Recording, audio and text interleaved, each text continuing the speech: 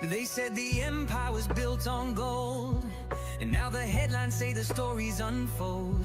Flashing lights, courtroom rows, silence loud, and the pressure grows. From Harlem streets to the Forbes list, now he's sitting where the storm hits. Cameras on, but who's legit? Truth and lies in the same script. Diddy defense team got 8 on the move. Agnafilo, Jarago, Shapiro, Steele, Donaldson, Westmoreland, Estavo and Driscoll. The feds got him on 5 charges. They say he on that RICO. Media says he is guilty out the gate. 8 male jurors and 4 women hold his fate. No cameras allowed in the court. Content creators screaming more, more, more. Diamonds heavy, but the weight's not cash. Every step watched through the media flash. Friends turn foes and the past don't pass. When receipts get pulled and they come in stacks. Official transcripts will show the full story. Full statements, but the details may be gold. They wanna put me on trial, put my name on file. Want me to hang it up, but that ain't my style. Say I'm back on road, no hand on Bible. We got this game in a chokehold. Yeah, I'm so cold. My whole career they tried to test me and I aced it. When you want something done, you gotta go and get it. Hate to put you on blast, but it's not up for debate. When the odds stacked against me, victims' names not being used to keep from getting approached by the accused. Kanye showing up in white, saying did he fight, fight?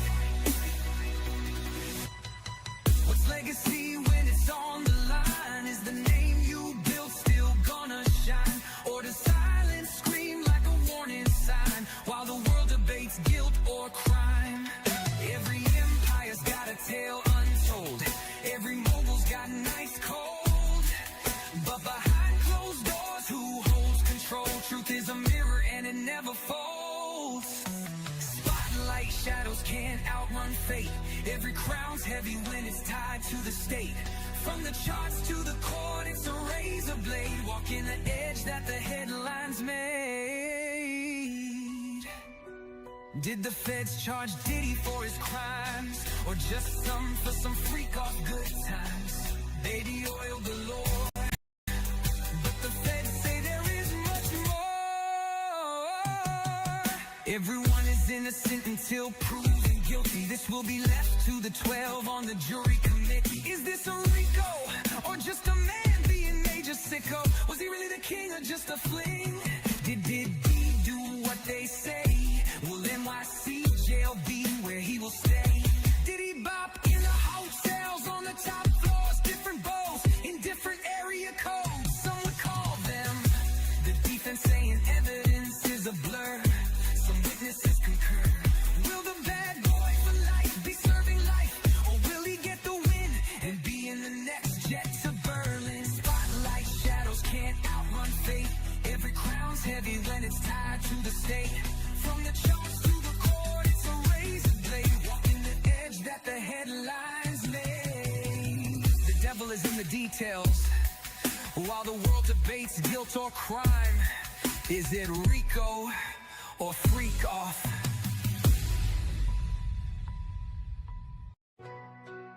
Diddy says he is love, love, love. They said the empire was built on gold, and now the headlines say the stories unfold. Flashing lights, courtroom rows, silence loud, and the pressure grows. From Harlem streets to the Forbes list, now he's sitting where the storm hits. Cameras on, but who's legit? Truth and lies in the same script. Diddy defense team got 8 on the move. Agnafilo, Jarago, Shapiro, Steele, Donaldson, Westmoreland, Estavo and Driscoll. The feds got him on 5 charges. They say he on that RICO. Media says he is guilty out the gate. 8 male jurors and 4 women hold his fate. No cameras allowed in the court. Content creators screaming more, more, more. Diamonds heavy. Hey guys, hello everybody. Good morning, good morning, good morning. How is everyone weekend going so far? Mine has been great. I've been off the internet.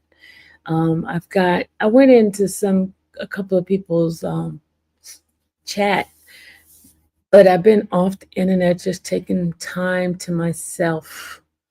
Nick says Ratchet TV did a live last night talking about Tissa and her being Asian and something else. Well, yeah, this is not a live to, bash or to talk anything personal about Tisa or anybody like that. My live is basically to clarify some news that was talked about, some fake news, some because I went and I researched and I found attorneys talking about some of the things that she had mentioned. And I wanted to give some clarity to folks who really want to know what the legal system says about certain things. And I am going to play a video that she put out recently, within the last 24 hours, and there are some things that are that are full of errors. I'm gonna say full of errors, and I don't know if it's purposely or I can't I don't know what's in her head. I cannot make an assumption what's in her head. But what I'm gonna do is give you guys some information, some of the guidelines that the court system has, and also to clarify some things because guys, I was there at the courthouse. I did observe some of the things that has happened, and there's a lot of misinformation that was placed out there, and I'm not an expert of information, but I'm going to give you my bird's eye view of what happened and what was said. I didn't want to get involved in putting out a video or something like that. That's why my title is basically very generic. Didn't put her name in it. I did put a picture in there, but my live is one because I don't want it to be as if she's gonna go and claim I'm bullying her or I'm Diddy fan or anything like that. And first of all, I don't have any music of Diddy.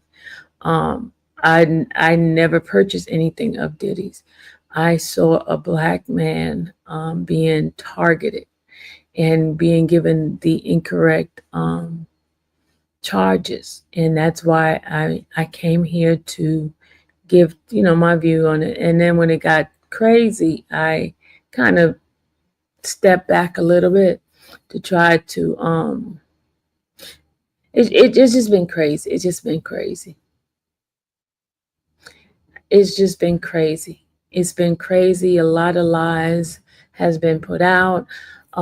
Personal attacks have been done on both sides, but mostly I have a problem where we focus on the things that men are doing, but not giving the same energy to women when women are doing wrong as well.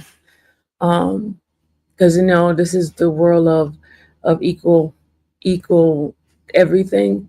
It should be equal um, acknowledgement of lies. Exactly, Mark. Accountability, and there is a lot of people not taking accountability of their action.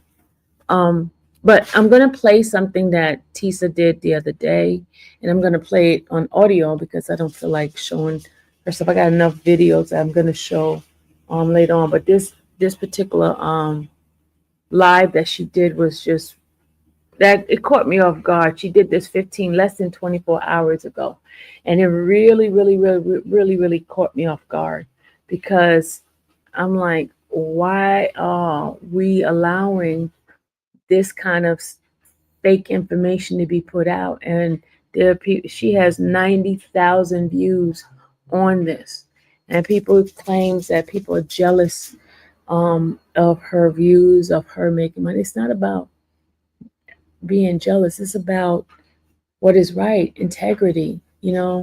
News have to do fact checking. And I'm telling you, eventually, this social media, this YouTube and stuff, there's going to be lawsuits. There's going to be lawsuits, and people are not going to be able to write a check that they butt can't cash. You understand what I'm saying by that?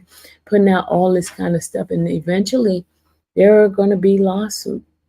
Just mark my word. There's going to be lawsuit, because it's not right. You can't keep putting out information that is fake news and making people believe that, because then you won't know how to differentiate what is real and what is memorex, what is fake, and it's crazy. It's crazy. It's really crazy, and it's sad. But channels that are small, which is trying to put out stuff that is true and then with integrity, is the one they don't look at. But the things that the lies, it seem like the lies get so much acknowledgement, and it's pretty sad. It's pretty sad. But let me go ahead and put this out here. And she is gave false information. Diddy's family did not make threats of to her. None whatsoever. But okay, let me play this.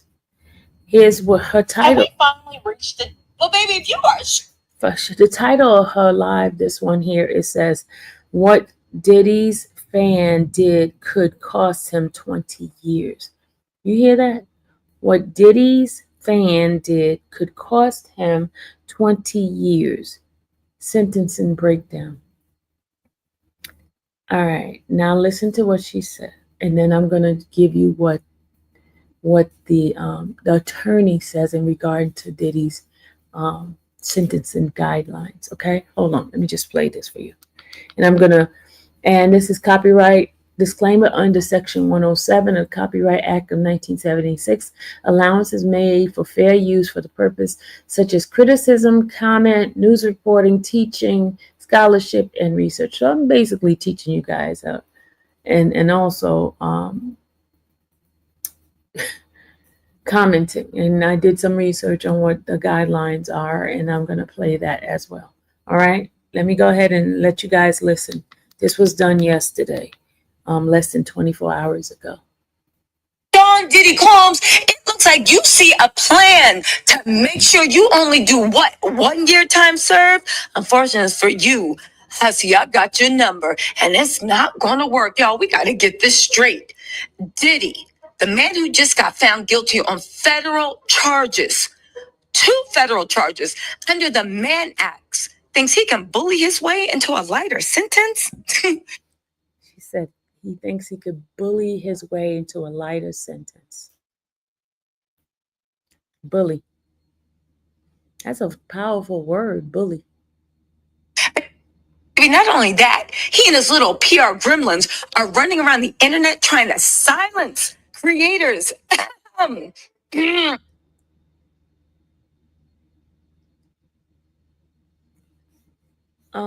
Listen. Mad Sam says, "I don't understand why some folks are jealous of Tissa. If you don't like her, don't watch her." Sam, you're one of the reasons why she was putting out false information and getting things out. But you know what, Sam? We'll just wait and see what happens. Let's just wait and see what happens. There's nobody jealous. I'm very happy for her getting her numbers and making her money. But you got to have some integrity and putting this stuff out. Come on now. Y'all think, but you remember you said karma comes. Remember they said karma comes to Diddy. Well, karma comes to everybody that do put certain things out as well. Karma comes to everyone. Karma does not have a specific address that it's going to go to. It goes to everyone's address. Whatever you put out, you're going to receive it back. And sometimes it's tenfold of what you're going to receive back. And trust me, I am not jealous of this lady at all, but I just want to clarify some stuff because nobody put this stuff out about anybody like this. Hold on. Yeah. Silence creators, intimidate survivors, and strong arm journalists like it's the bad boy records in 99, and we're all interns scared for our lives. But here's the real mess that y'all need to pay attention to. They don't even realize that this could backfire badly because all that violence, the threats, the unhinged fans outside the courtroom, right? The unhinged supporters, they got domestic violence cases themselves. And yes, the harassment of content creators like me, that could literally be used against them at sentencing. Now let's. Did you just hear what she said? The stuff that the content creators are doing to her could go against him at sentencing. Did you just hear that? The stuff that the content creators has done her, which the only thing they did was call her out of the lies that she has said. So she's saying that the stuff that they're doing or saying to her is going to backfire and go against Mr. Combs. That's what she's saying. That is what she's saying, that it's going to backfire against him. So, hold on a second. Mad Sam. So you in agreement with that, Mad Sam? I just want to know, is that logical? Do you think that's going to happen? Do you think that's real news that she's putting out on that? Do you think so? Her actions and what she has put out, what she has said, overpowers what anyone else?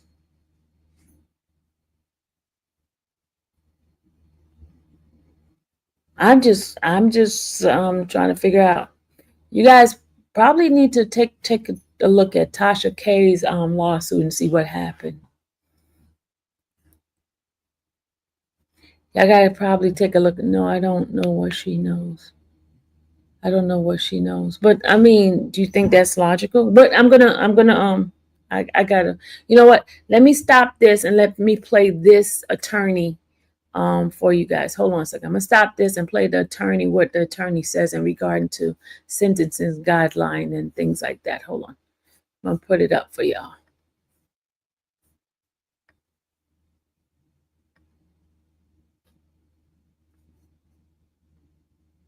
This is an attorney that's speaking about the guidelines. This is a federal attorney that's speaking of the guidelines. Hold on a second. And here, let's play it. All right. Sean Combs, P. Diddy, is going to start at a level 14 under this guideline. And there are circumstances where the court could have added 4 levels if there was force or coercion in the case. But here, because he was acquitted, I think, of the sex trafficking by force or by coercion, there is a recent amendment to the guidelines that says the judge can't consider acquitted conduct. So I don't think he's going to get those 4 levels. I think he's going to be at a level 14. Now, there is a special instruction under this guideline that if there is more than one victim, you go to chapter 3 and you address multiple counts, kind of like the grouping rules. So here we might see a couple of levels added because we know he has 2 counts with 2 different victims described in the indictment. So let's say his total offense level is somewhere between perhaps like a 14 or a 16, depending on the multiple counts grouping rules in chapter 3. The other thing you have to calculate is Sean Combs, P. Diddy's criminal history category. We know he has the conviction that he pled guilty to for the domestic violence against Cassie in California, but at most that's probably just a 1-point or a 2-point offense. I don't think he has any felony convictions, so he's likely in criminal history category 1. So then when you go to the sentencing table and compare his offense level to his criminal history category, when we look at those who are in criminal history category 1 and levels 14, 15, and 16, you can see that we're looking at sentences that range from about a year and a few months, a year and a half, to 2 years, 2.5, depending on those grouping rules. So this is certainly a situation where his attorneys can ask for time served. Basically, Sean Combs, P. Diddy, is going to start at a level 14 under this guideline. And there are circumstances where the court could have added 4 levels if there was force or coercion in the case. But here, because he was acquitted, I think, of the sex trafficking by force or by coercion, there is a recent amendment to the guidelines that says the judge can't consider acquitted conduct. So I don't think he's going to get those 4 levels. I think he's going to be at a level 14. Now, there is a special instruction under this guideline that if there is more than one victim, you go to chapter 3 and you address multiple counts, kind of like the grouping rules. So here we might see a couple of levels added because we know he has 2 counts with 2 different victims described in the indictment. So let's say his total offense level is somewhere between perhaps like a 14 or a 16, depending on the multiple counts grouping rules in chapter 3. The other thing you have to calculate is Sean Combs, P. Diddy's criminal history category. We know he has the conviction that he pled guilty to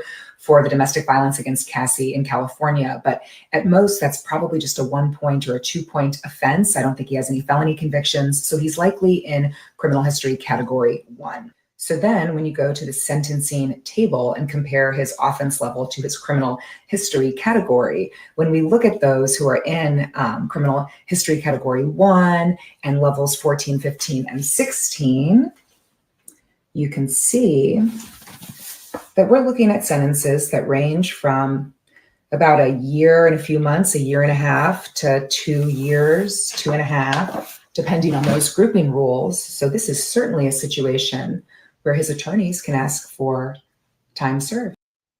All right, so let me finish playing what she said. Hold on. Because I wanted to back it up with an attorney talking about how much time, the possible time he could be serving and what other things I may have to offer. Okay. Break it down. Because here's the thing, right? Now, y'all know I'm not shutting up, but they've been trying to get every other content creator they can by making what? The domestic violence Avengers go after every woman they see. Maybe let's get into this, all right? Now, let's break it down.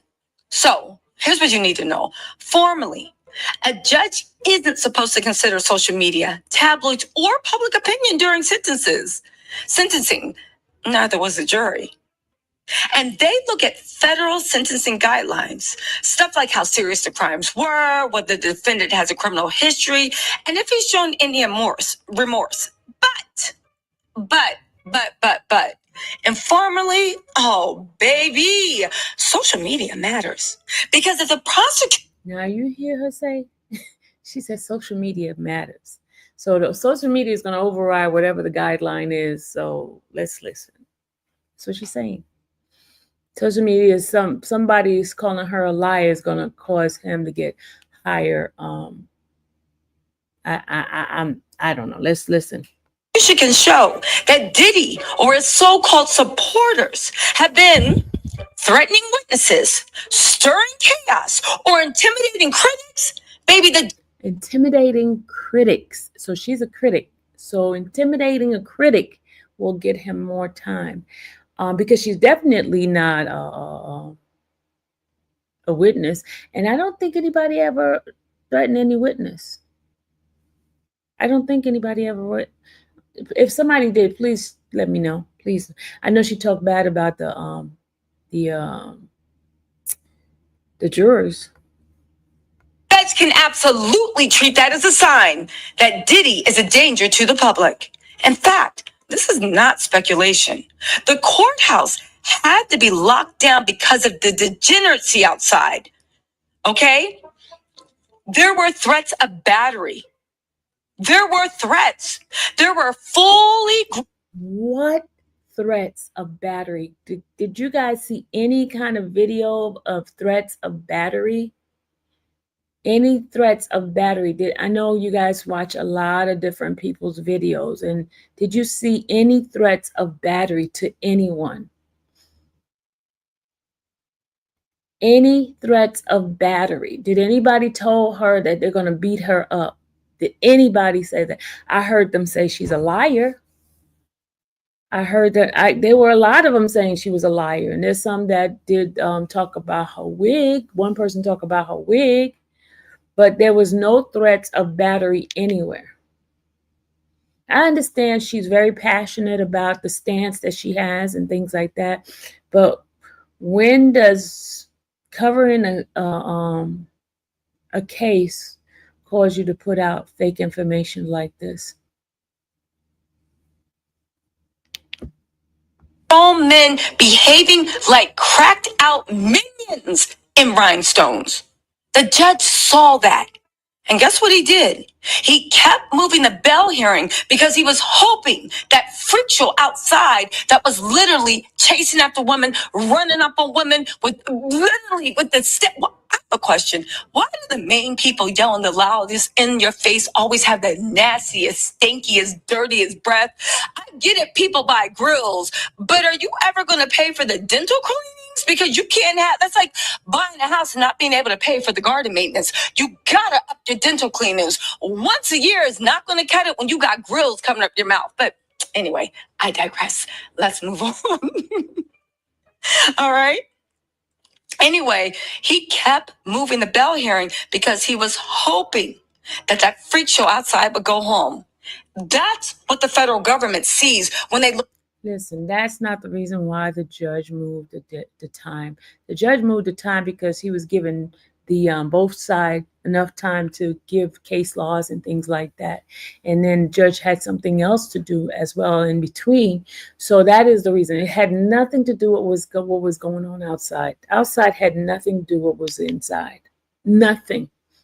Nothing, y'all. I promise you, nothing. At Diddy right now, not just a man facing time, a man still orchestrating or inciting or being the face of chaos. And that's what's so delicious about Diddy supporters. They don't even know how stupid they are. They don't even know. You think it's you, the domestic violence Avengers, right? You think it's you, we can treat them like we beat them Avengers. You think you got awful stuff? Baby, all you doing is burying your king. And with each unhinged interview, with each unhinged move, with each unhinged intimidation, baby, keep going, keep going, keep going. Anyway, let's get into this, right? Meanwhile, Diddy's team is out here playing damage control like it's the PR blood moon. Listen, he's texting out names, talking about maybe dropping love, maybe keeping it. He's texting out names while he's sitting inside the behind in that holding cell. He's texting out names. Now, come on, lady. He's texting out names. That's what she just said. Maybe keeping it, but let's be real. You can't rebrand your way out of federal time. And the real reason he wants to silence content creators? Yes, he wants to clean up the optics. Yes, Diddy wants a comeback. But more importantly, Diddy thinks if he can control the narrative long enough, he can shave down his sentence. According to legal analysis like Mark Garagos, yes, the Garagos. Tini was the lawyer. Mark was the person running, blocking. I don't know sports. I was trying to make an analogy. Diddy's goal may be to do as little as 1 year behind bars. That's the dream. Silence the victims, bully the press, gaslight the internet, and then show up on October 2nd with a bouquet of fake remorse and a montage of community hugs. First of all, it wasn't even October 2nd. It's October 3rd. And the other thing is, you're putting out stuff that can get you sued because you're putting out stuff that can affect different lawyers' licensing. It doesn't make sense. He's hoping y'all will forget the violence, the trafficking, the drugs, the destruction. He's hoping the judge sees a wave of feel-good headlines and celebrity endorsements and says, maybe he's not so bad. Now, I know he wasn't convicted of trafficking, but he was accused. They found him not guilty. The drugs seemed like he distributed, even though the jury didn't think it, right? But we see the destruction, and we cannot forget the violence, because even the judge pointed out. But here's the part they were not counting on. Us. This moment, right now, between conviction and sentencing, this is when public pressure does matter. Because every celebrity who puts their hand on the scale and says, he's a good guy, is doing that for a reason. Every celebrity that is liking an Instagram post now is doing that for a reason. They want to shape the judge's perception. They want Diddy to walk. So what do? We push back. We get louder. We remind people that what the charges were. We remind them what the survivors said. We keep showing up because, and I need you to hear this, your voice, my voice, our voice does influence justice. Your attention, your outrage, your memory, it makes a difference. Y'all, this is not over. He's been found guilty on 2 serious federal charges, and sentencing is 20. Okay? Well, sentencing can be a maximum of 20, and the sentencing is coming. Don't let his desperation silence you. Don't let the domestic violence avengers come to your comments trying to shut you up when their own jail records, arrest records look just like Diddy's. This isn't just about one man. This is about all the systems he built, all the power he abused, and all the people he tried to crush beneath it. So no, Diddy, you don't get to bully your way into a legacy. And you definitely don't get to bully your way out of prison time. You guys, listen, keep your voices up. Keep it loud. Keep it soon. Justice is watching. Baby, the sentence is in October. We are not done yet. And I will stand 100% behind that, y'all. Don't forget, we are not done yet.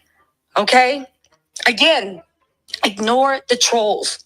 Ignore the bottom feeders that got their own DV cases.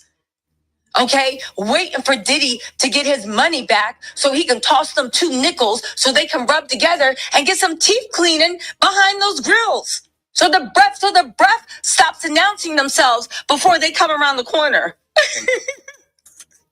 Anyway, y'all, listen. It is what it is. Let me know what y'all think in the comments, okay? But listen, justice is coming, and we got to keep pressure on. And Diddy's plan, I believe, again, that's all my opinions, all right? I believe that he is literally trying to silence everybody so he can do his, I want her to fly, rebrand. Anyway, y'all, let me know what you think in the comments. I'll talk to y'all later. Bye. Jay Walker says, you're always in drama. Is it because your crime committed? Jealousy is a sin. Stop lying on Tissa, because your only commentary was riding bus/train. You're no match for Tissa. You're absolutely right. You're right. I am no match for Tissa. I'm not trying to match her. Absolutely not. I don't have to get a bodyguard.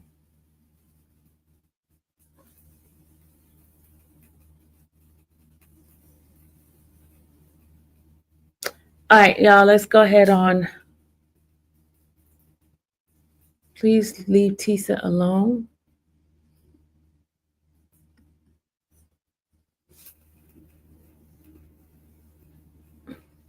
I'm not bothering her. I'm just giving out information in regard to Paul. Where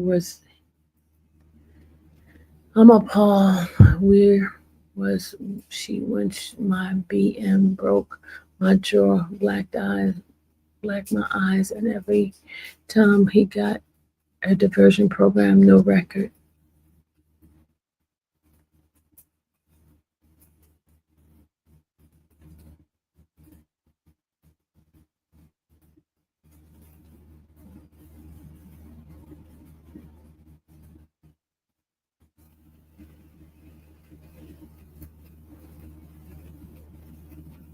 It says here, y'all can go on Tissa Live and get off. Exactly.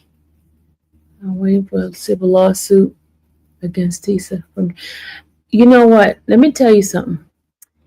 Um, People think just because channel is big, when your channel is big, that's when you have to do things better. You got to have integrity in putting out in news and information. If you're wrong about something, go back and correct it. There's nothing wrong with saying you were wrong. There's nothing wrong with correcting the information you put out. But to continue to dummy down on that bad information, that's going to cause a lot of lawsuit. Ask Tasha K. What happened to her?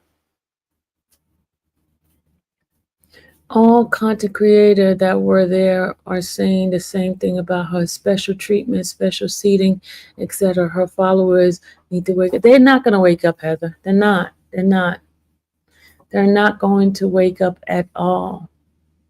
They're not going to wake up. It has been an agenda. Tissa Divine says Tissa doesn't have to lie.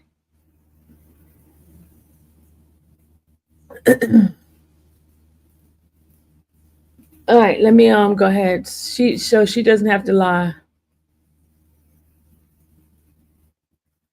Don't be mad about her connection. Get your own. Why KK Scorpio? Why are you here?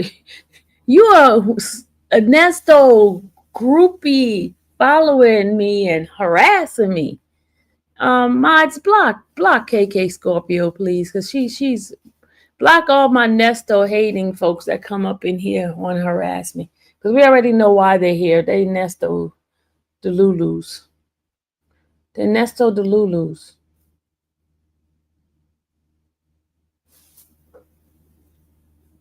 Thank you, Miss Bennett. Is she Dominican? No, I don't think so.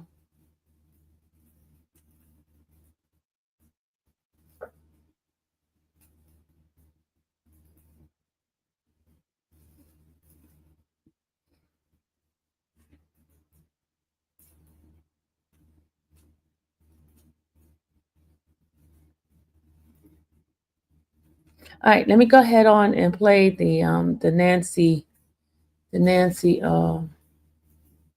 hold on, let me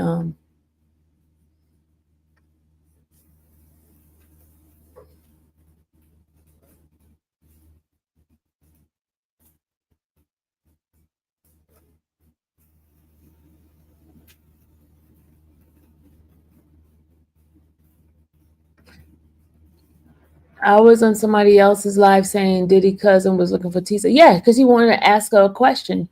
I did say that. I did say that he wanted to ask her a question. I surely did.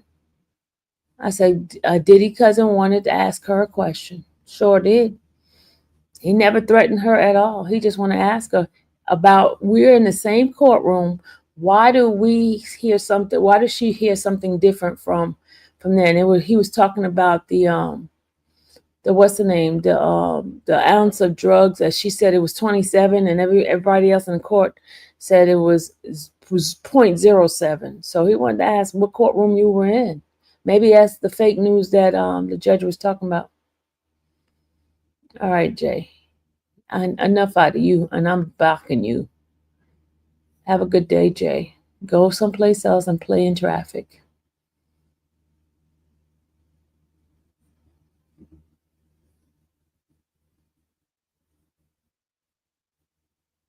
I don't need your views, KK Scorpio. You can go find another traffic to walk in. Thank you, Tamara. Keep calling the liars out, Sylvia. Thank you, Tamara. KK Scorpio, you don't need to give me any views. I don't need views with disrespect. You think I'm not gonna do? I'm not gonna sell my soul for views. I'm just gonna tell you that right now. I'm not gonna sell my soul for views. Y'all could go find another content creator who like to sell their soul to tell lies and for views and things like that and money. Don't sell my soul. For the love of money, I don't do that. I'll struggle and I'll beg before I go and sell my soul. I'm not doing it. Absolutely, she can fight. I think her the her plight is definitely is needed. You know what I mean? There are people who definitely need to fight for women who are abused, who have been dealing with domestic violence. Absolutely, but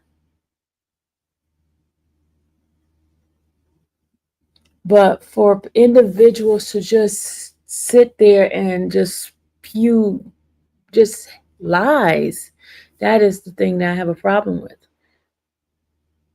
That's the thing I have a problem with. You know, you can have a stance without lying on other people.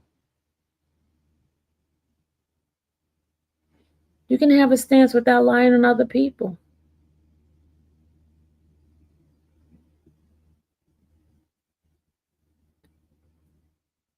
Nobody says what she's standing for is wrong. She's definitely not wrong in her stance, but the lies.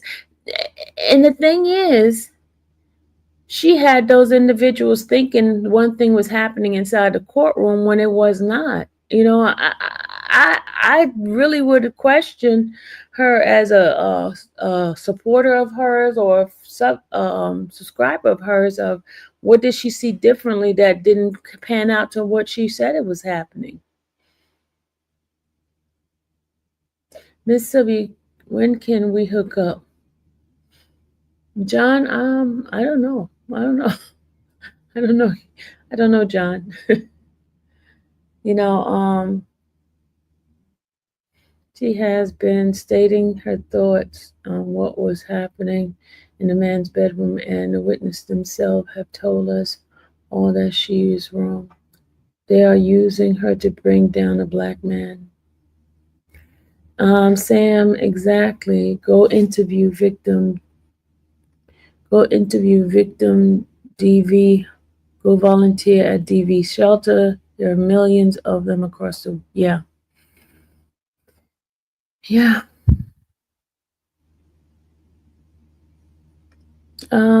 Queen mom definitely stand for the victim as well. She definitely stood her ground on that.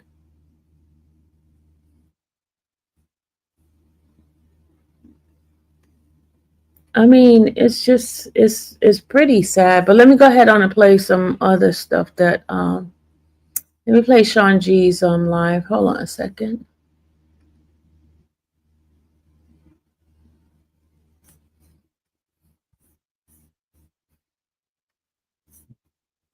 Very important, meaning that I was inside the courtroom every single day that the trial was going on, except 5 days.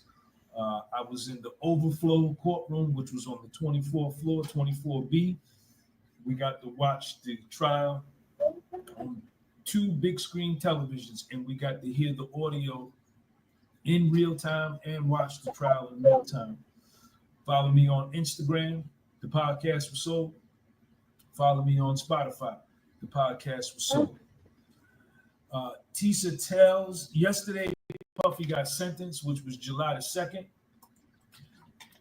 Tissa tells almost got beat up 3 times yesterday at the court by other vloggers, YouTubers, TikTokers, Instagrammers, independent journalists who have been also covering John G is saying giving fake the news. Puffy trial. They got beat up. She didn't get Since almost it beat up. started. Tissa Tells, as you know, is a tabloid YouTube personality, along with Nancy Grace. Nancy Grace is also a tabloid YouTube journalist. Nancy Grace did not come to the courtroom. Not one day did I see her in the courtroom. Yet she speaks like she has all of this information, and she. Sorry, y'all. You know what? I should check this out before I played it. Right? He said Diddy was sentenced. No, Diddy was found guilty on 2 charges on the 2nd of July, and then he says Tissa Tell almost got beat up by 3. That is not true either. So sorry. You know, I have to correct things that needs to be corrected. Speaks very matter of factly about what went on inside the courtroom. Nancy Grace knows nothing. She did not come to court. Not one day did she step foot inside the courtroom. Tissa tells yesterday after the verdict, for some strange reason, Tissa tells always throughout the whole trial was in 26 courtroom on the 26th floor, which was the main courtroom, which is where everything went down. The attorneys were there, Puffy's were there, Puffy's family was there, the media was there, everybody was there, the jury. After Puffy got sentenced, I thought it was kind of crazy, but she came down to the overflow. After the sentence, and after we took a break, Tissa Tells came to the overflow on 24B. I was like, why is she down here? Soon as she gets down there, she gets into it with this other YouTuber. I'm not going to say his name. They start having words back and forth.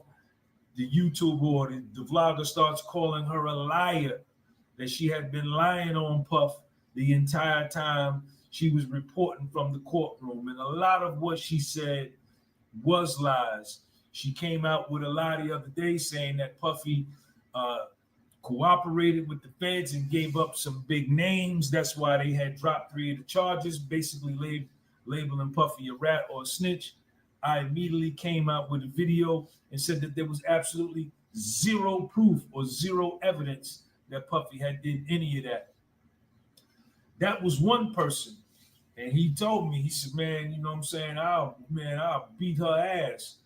Then after we were waiting in the overflow for them to come back because the judge said, Okay, so he just said that person said he'll beat her ass. Oh, that mercy.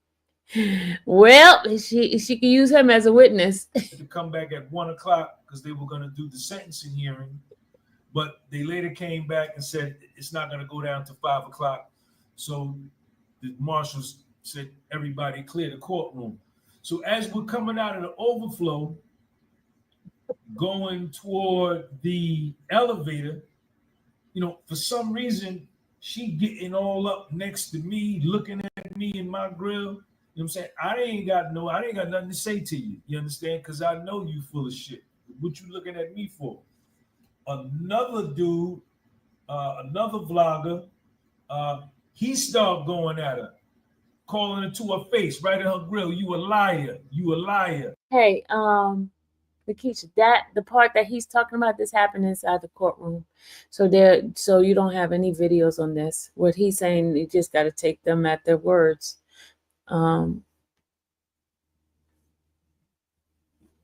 Okay, you're going.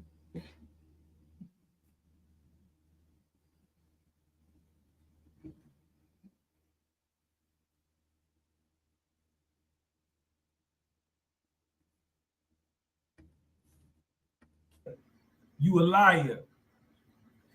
And they start having words. So the elevator comes and her and the dude is having words. The dude get on the elevator, tells her, come on the elevator. Come on the elevator. She didn't dare get on that elevator. She waited to call another elevator down.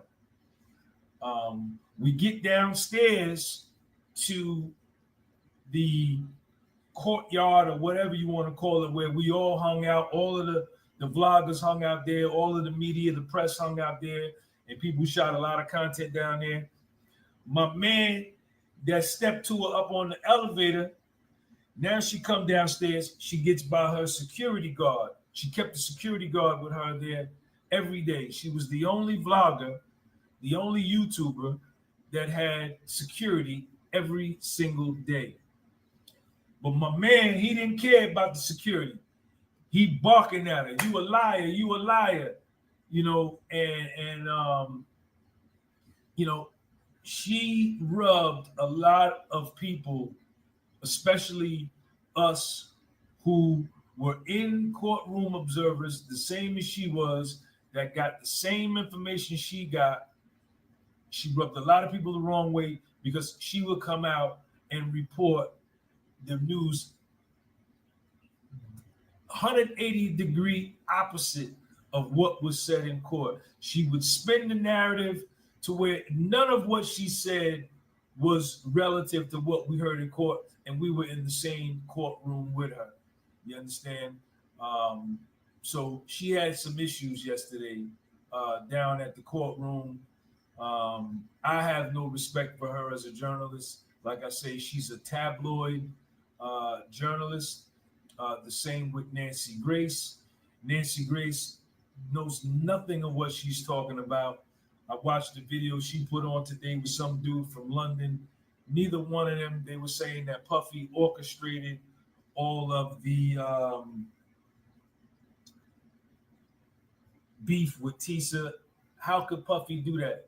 Puffy can't even talk to nobody. The marshals, the U.S. Marshals, he has 4 U.S. Marshals that were around him every single day during the trial.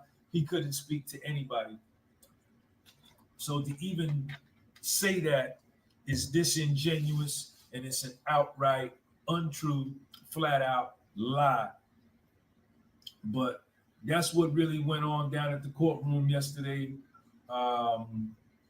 As far as Tissa tells, a lot of the YouTubers, a lot of the vloggers wasn't feeling her throughout the whole trial in her reporting inaccuracies, misrepresenting what was said, or just flat out changing the story and lying.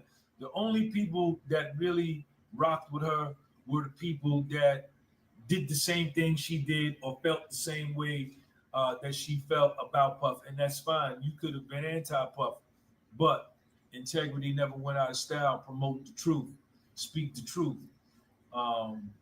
So just wanted to give y'all an update on that. Sean G podcast. All right, that was Sean G's point of view of what happened in the elevator part. Which I don't know anything about. I didn't see that part. Let me tell you. Let's see what else here. Now here's what she said on Nancy Grace. On Nancy Grace, this is what she said. He's telling the truth. She kissed up to mainstream media. Well, let me just tell you. Hold on. Let me just clarify some stuff. Okay. I believe that they were looking at her. They saw the numbers that she had, and they saw where her stance was. I don't think she didn't go to them. They came to her. I'm gonna give her the credit because they did come to her and ask her about doing interviews. She didn't go to them. They saw her platform, they saw what she had going on, and they saw her stance. So anybody has had a stance that they had, they were going after them. They were going for them. So certain people did not get looked at all because they didn't have that stance, So that's why. And the same thing with Armand. They saw where he stood, and they went for him. They were going after big bloggers because their platform, and they can spread their agenda out.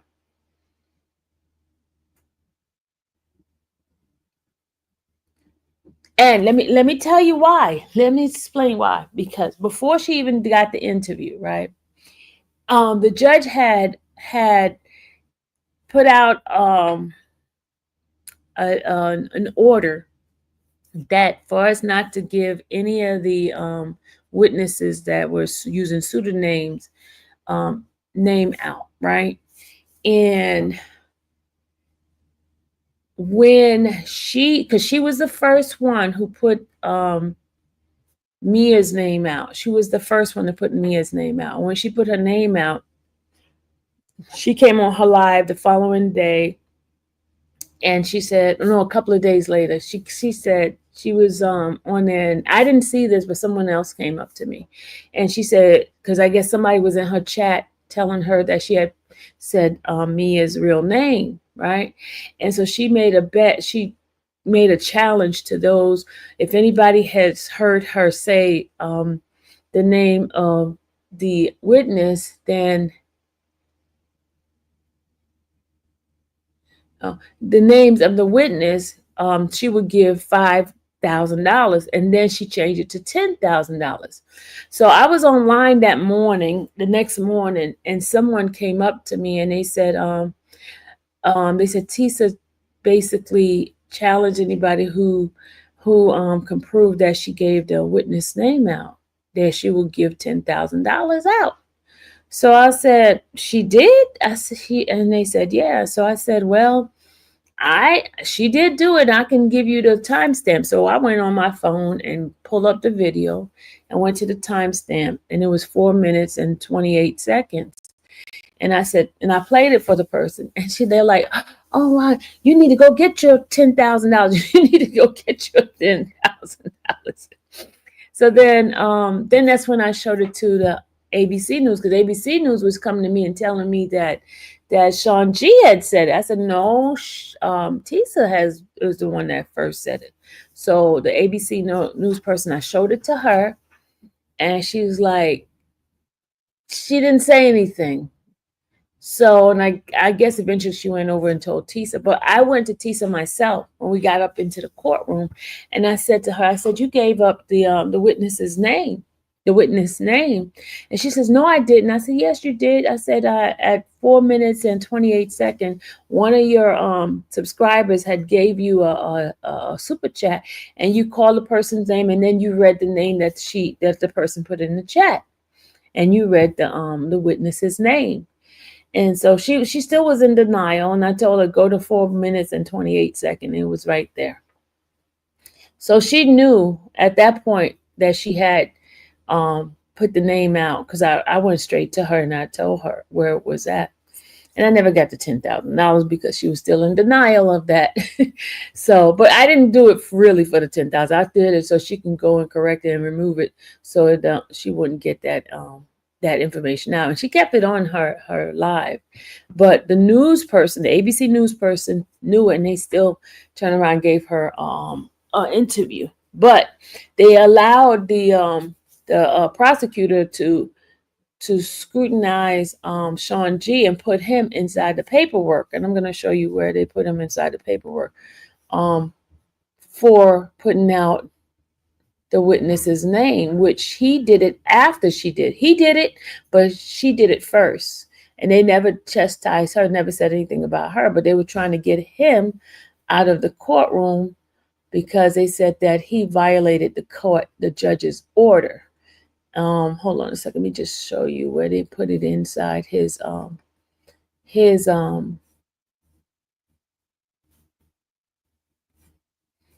hold on a second.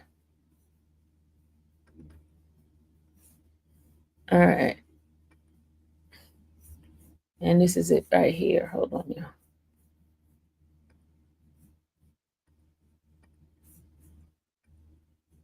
This is when the prosecutor put it in there. They said here, Miss Johnson announced to the judge, they said, right at the top, it says, Miss Johnson, sorry, Your Honor. One additional issue. We just want to put, hold on. Let me make it bigger so I can see. Can y'all see this? Okay, we want to put on court's radar. The government has become aware of an individual who has broken the court's pseudonym order in respect to Mia. That individual was present in the courtroom yesterday, and the government saw that individual outside the courtroom at the end of court, broadcasting her name in a public square right outside the courthouse.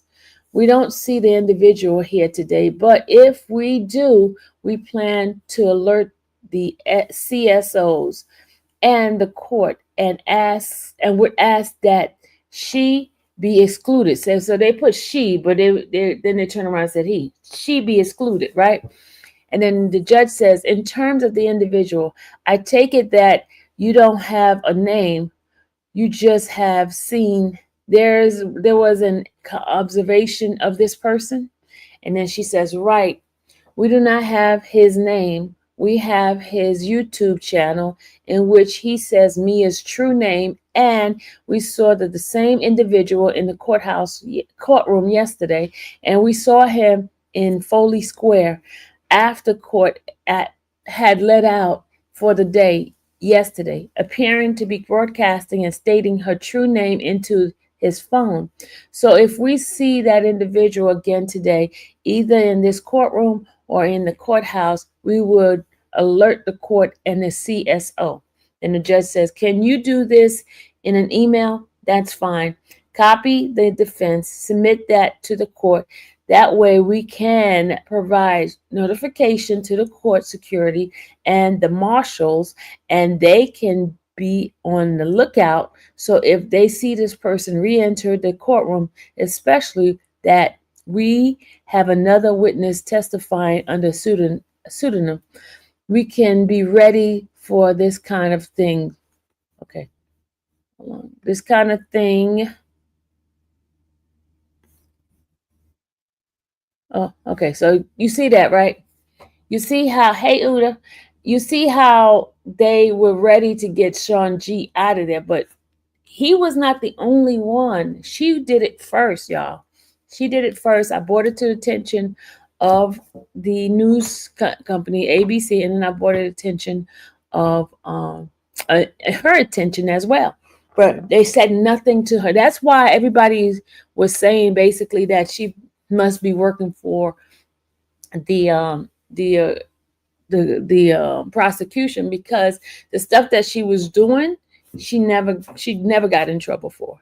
And then the other thing is, people, that line situation used to get really, really hectic. Folks were having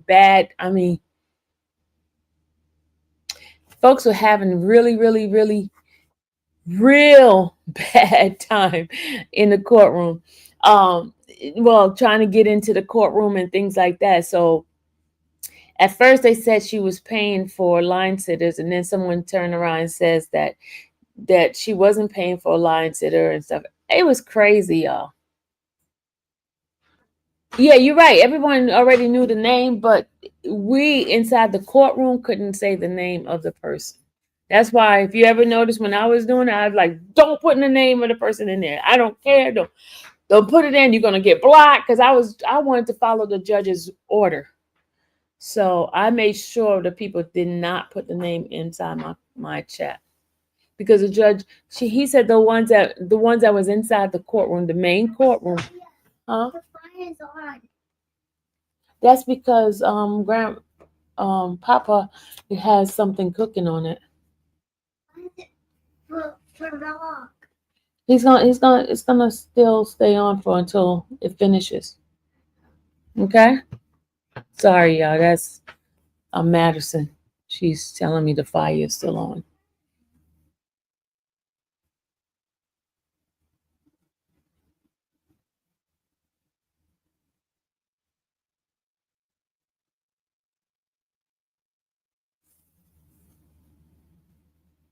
I'm not going to say what I said about her, but journalism is not her thing. Very biased woman. Very biased woman. Hold on a second. Who is too sensitive to be a journalist. Just my opinion. Thank you for calling her out, Miss Sylvia. They tried with Kanye, and Kanye pulled up. Maria says she heard when she said it. She did say it, y'all. She did say it. Okay, let me go back. The reason why some of the content creators were saying that basically they believe that she is working with the prosecution team is because certain things that she was not held accountable for. And then when we were online, there was a time they asked for ID, and she didn't show now one ID, but everybody else had to show ID. She had privileges of going inside, not standing on line. She would get out the car, get on in the front of the line, and she would get in. And a lot of people got upset because there were people getting up like 2 o'clock in the morning and not in, and they didn't feel it was fair. I'm not the one that was complaining about that, but there were people that constantly was complaining about, because they were tired. They got up early in the morning and having someone who's not even paying for a line sitter to get up in the front. And there are times she even admitted not to paying for a line sitter, according to someone that heard her live.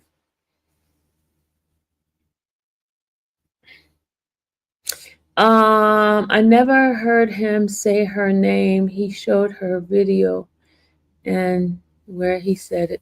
She said it. Leonard said. She said she was put. She said she was put on press list because she's no. Hey, oh, hold on. Let her. I am considered new media as well. Before I even got to New York, I submitted my application. I did my application. That's why when I got there, I already had a press pass. You guys saw me. I went and got it that same day when I got there. I already had a press pass. She never put in for a press pass. She never put in. She never had one. She never even Dennis had to go get a press pass. And you know, Dennis been doing media for a while, and he had a hard time. They were giving him a hard time with his press pass, about his press pass. So he had to get it. He ended up getting one at the end of, like, almost when case was over. Miss T Lounge knows what was happening. And it's not about bashing. Fair is fair. Right is right. Wrong is wrong. That's all I'm saying. You know, I'm not jealous of the woman because I think she's doing a great job and her channel is growing and stuff like that. But then she belittled a lot of those people with the stuff she was saying. She was saying some nasty stuff, but it's like, since she's big, okay, y'all complaining about Diddy, right? But then you allow her to have bad behavior and y'all praise her bad behavior. You can't have both ways. If Diddy's big shot and has bad behavior and y'all against bad behavior, y'all need to be bad against her bad behavior as well. You can't just pick and choose who you're gonna accept bad behavior from. Okay? Bad behavior is bad behavior, period. Lying is lying. Freak off is freak off. All of that. It is what it is, y'all. You can't just pick and choose. Y'all okay with her degrading certain people out there, degrading the jurors and saying the jurors are stupid and stuff. That's not cool, y'all. The jurors were doing a job. Do I have proof that she's working for? Jay Smooth, did you hear what I just said? Did you hear what I just said? Are you not listening? Is something wrong with your comprehension? Did you hear what I just said?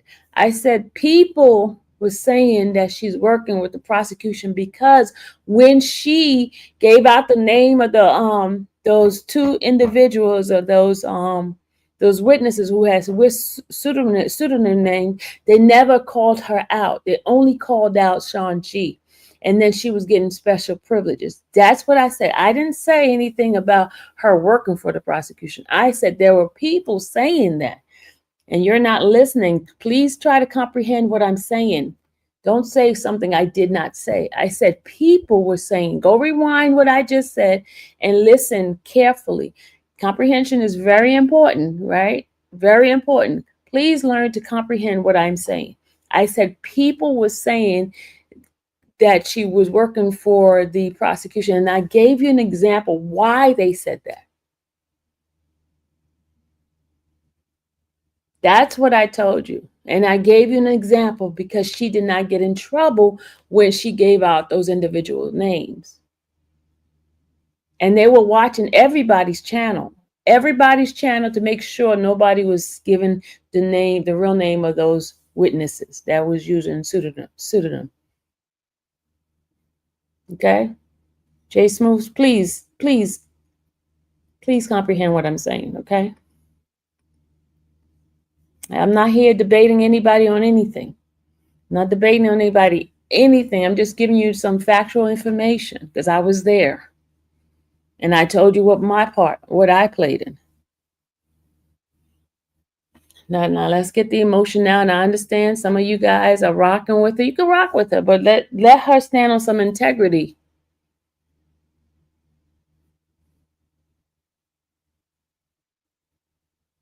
He says here, I don't work for subscription nor clicks and views. That Grace not working for you.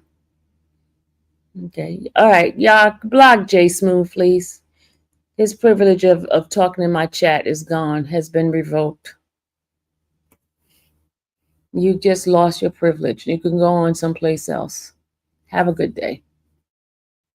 Have a good day.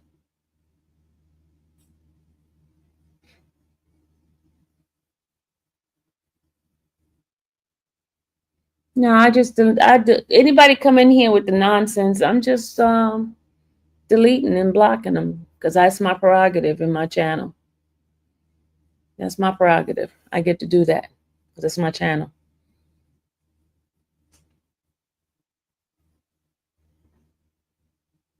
And here's I'm coming on here, guys, to give you information, firsthand information on what I witnessed and what I have seen. Everybody's giving their point of view, and I'm giving mine.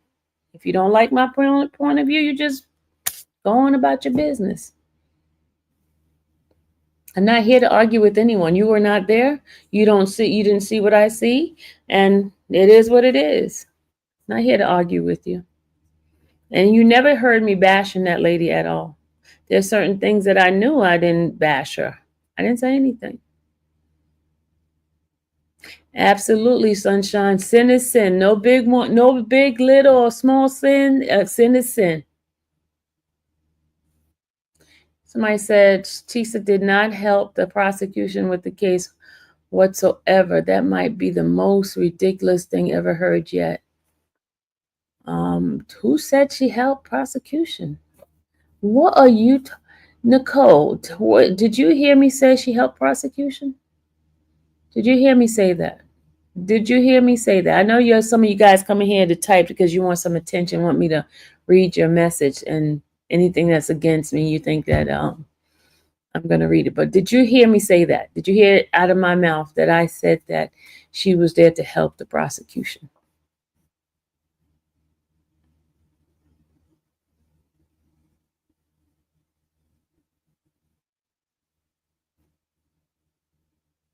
A lot of people in the chat were saying that. Okay. But Sylvia did not say that. Let's get it correct. Hey, Tammy. Good morning. Thank you, Angel, for the Cash App. Thank you. Appreciate it. Thank you, Kim, for the Cash App. I appreciate you, sweetheart. Thank you so much. All right, let me go ahead on and show you the live that she did with Nancy Grace. Somebody says she's been hurt by men and she's out for revenge. I can't tell you what's going on. I don't know anything about her life. I don't know anything about her like that.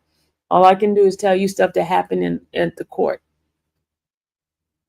Hey, Olivia. Good morning. You're jealous of Nick and Knight. I'm jealous of Nick and Knight? Oh, Nick is a sweetheart. And I'm definitely not jealous of either one of Queen lady. Why are you in here to tell me that I'm supposedly jealous of somebody? What I got to be jealous for? I have no reason to be jealous for. I have no reason. Absolutely not. Because what's for me is for me. What's for her is for her. There's no reason for me to be jealous of her.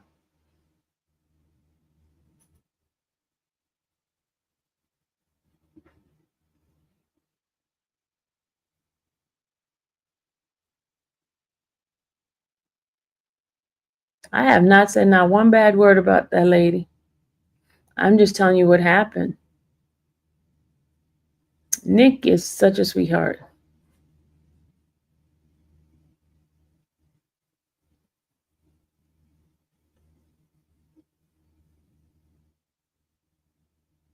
I'm just giving you guys my point of view, what I experienced, what I seen, what I heard, what I did. That's what I'm giving you guys. I mean, everybody else has their point of view, and I'm giving you mine. I'm giving you mine.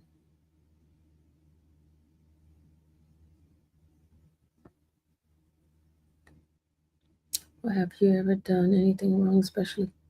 Have you ever done anything wrong, especially in the YSL trial? Did you get thrown out of the courtroom for doing wrong?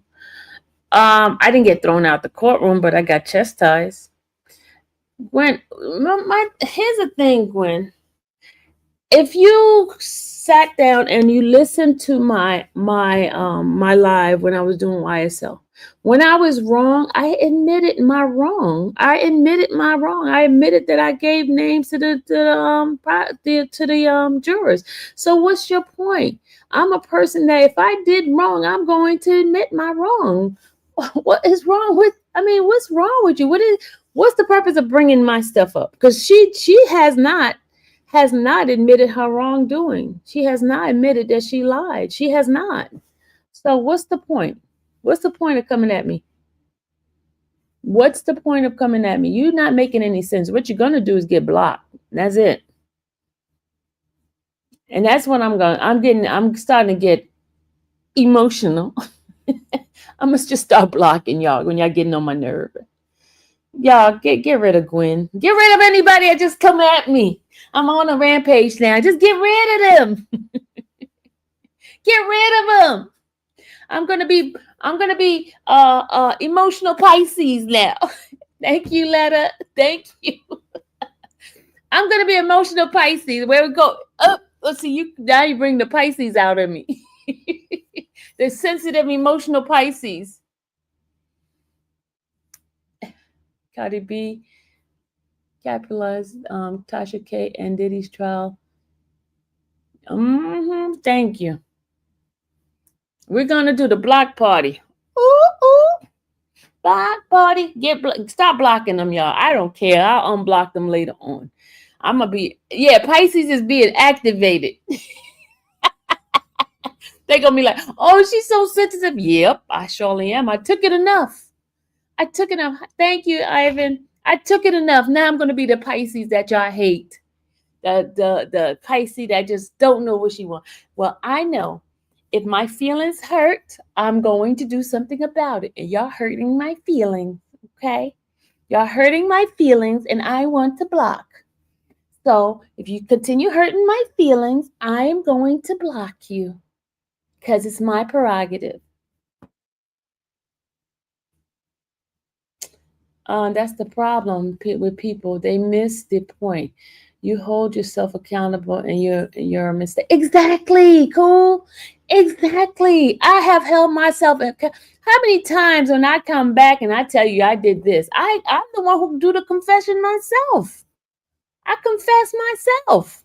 I'd be like, I did this. I surely have. How many times I tell y'all, hey, I did, and then what did I do? I did wrong, and I never did it again. I never called them any names anymore.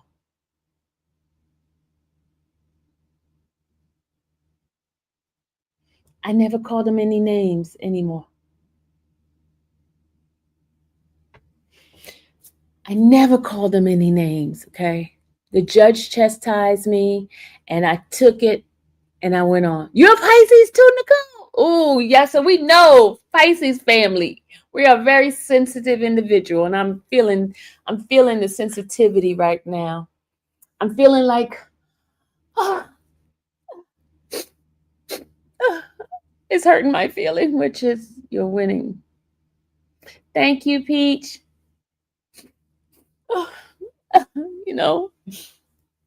Pisces and Cancer are the biggest crybaby ever, and I'm proud to be a crybaby. Cause I know you ain't coming up in here messing with me today, cause I know where you come from. You're the Ernesto crew. You know, don't mess with me today, cause I'm gonna be on your behind. Okay, I'm gonna be on your behind.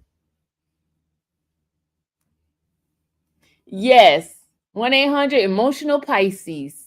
That's it. They running out of here now, y'all. Oh, thank you, Nicole. I really like your channel. It seems very. I'm very honest. I will tell you. The Nesto crew is in here because anything that they want. Let me tell you guys. Those who don't know anything about my channel, there's case I've been covering, and it's called Ernest William, right? There's a crew of people from that group of people who are so angry with me because I am not buying into their think tank, right? Where everybody think the same, I think totally different. So they're mad because I don't cover it. And I'm friends with Sonia. And so they come in here, anything that's against me, they come and try to bully me. But you know what? I got muscles, and it's called blocking muscles. So I'm gonna block them. And Kazan think I don't know where he come from or where she come from. I just tolerate Kazan because Kazan is not that. You're a Pisces too? Uh-oh. Pisces family. Pisces family. You're not taking accountability. You know you are happy. You're a jealousy. Bye, Hank. Get your butt on out of here, Hank. Y'all, get Hank. Get Hank out of here.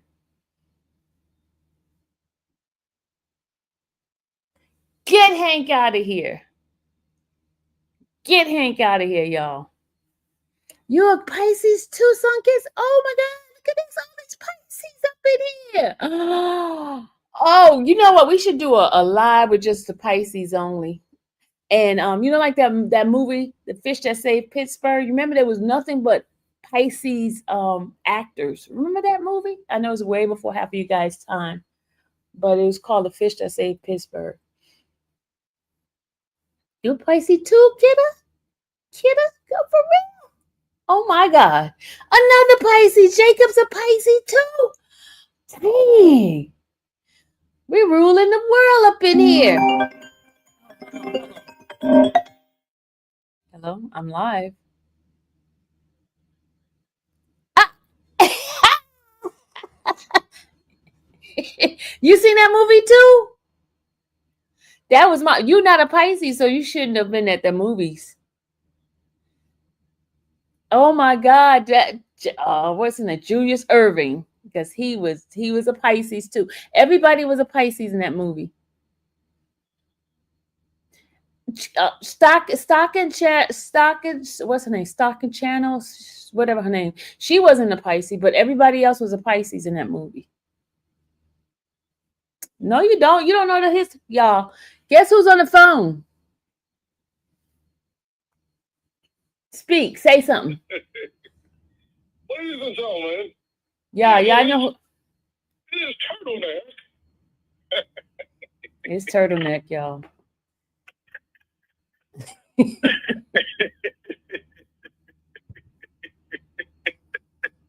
We up.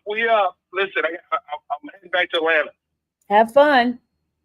I know. I got a lot of grass to cut.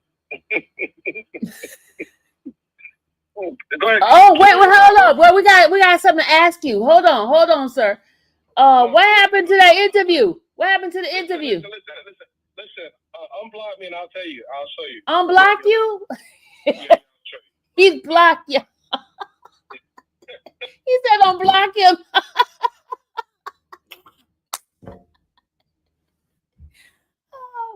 Oh, I'm not unblocking him.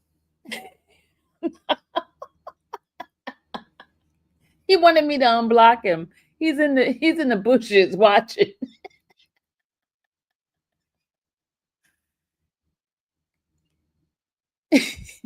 But listen.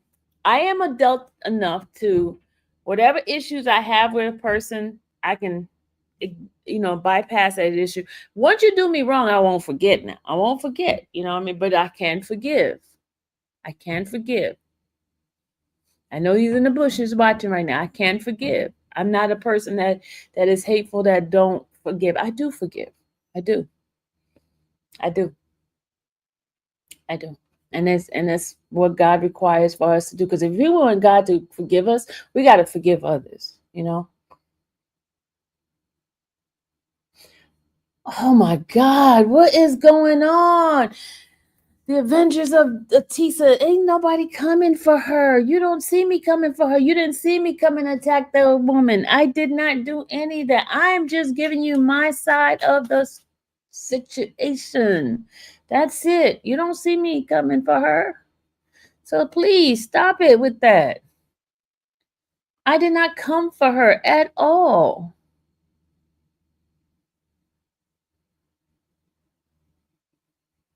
Oh, you're talking about the people in the, so say that. Say that. Say people in the comment.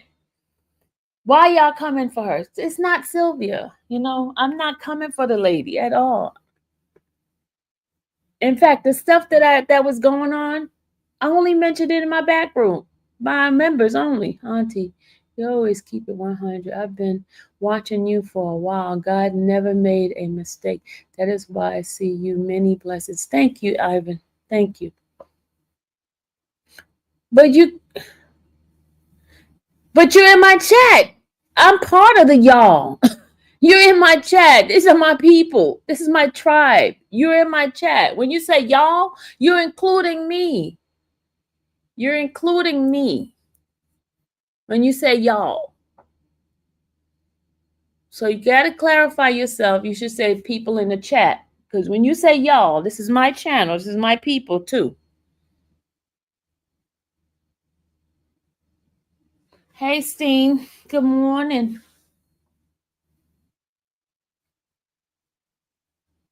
Don't watch her. Very easy. Who? You said don't watch her. Very easy. Don't watch who? You saying don't watch me? Oh.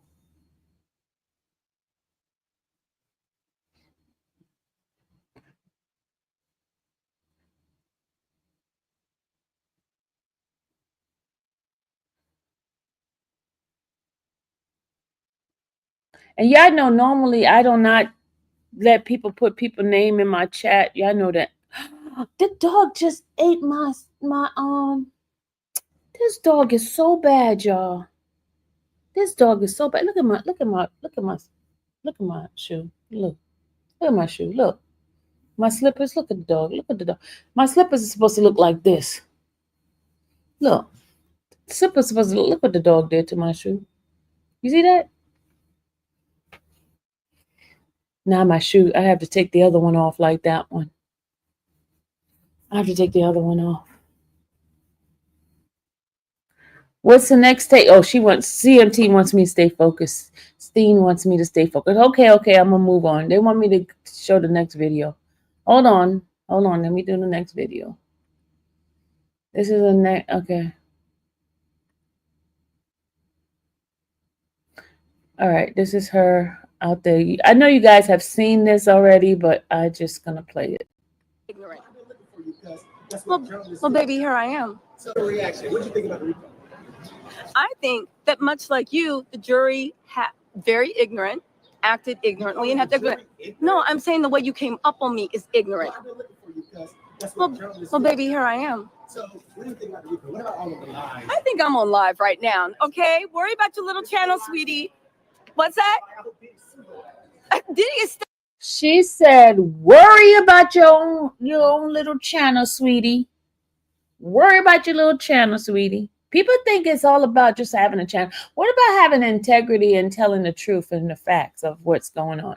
Why does it always have to be people try to go after you because if you don't have money, you don't have a big channel, they go after you because you don't have as much as the other person. They think that's the reason why you saying what you're saying.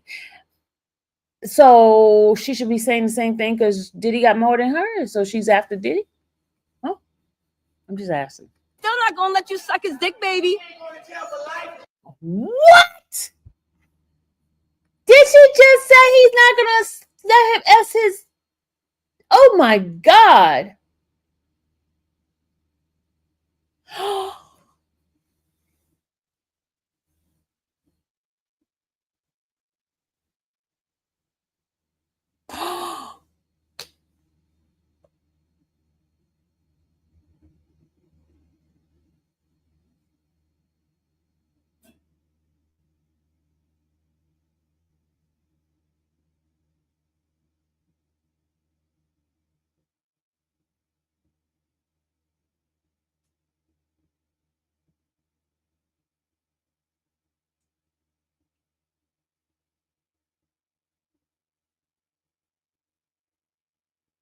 I know.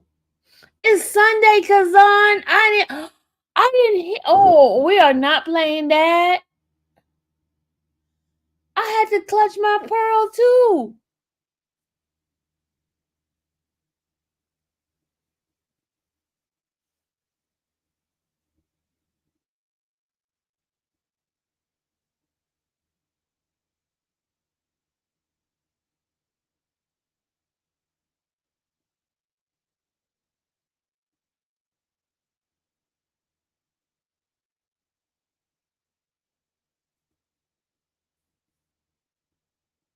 All right, we're going to end that one. We're not going to continue that live. We're not. We're not going to continue that live. That was really outrageous. We're not going to continue that live. No, no, no. Let's go to something else. Let's go to something else. We got another live to play. Let's go to something else.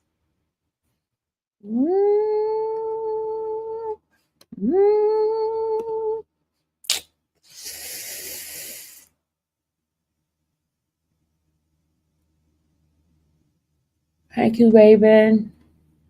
Yeah, I broke my teeth when I gotta hurry up and get back home because I broke my teeth right here. I broke my tooth eating something really hard and sticky, and I broke my tooth. So I am having to go hurry up and go back home because my tooth is broken, and I just went, and I could feel like the cold air in my tooth.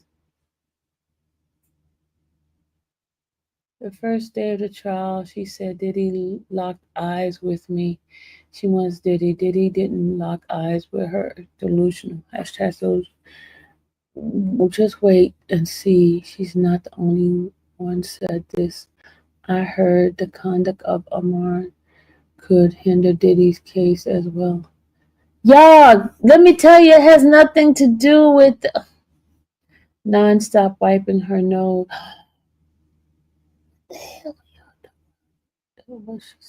Okay, we go. Okay, CMT wants me to go ahead and go to the next one. Okay, CMT is getting on me. Okay. Here we go. 2 other counts come into play. Sean Combs convicted on 2 felony counts. There was a massive argument via paper to keep Sean Combs behind bars. Hold on, somebody coming in. Keys Mobile.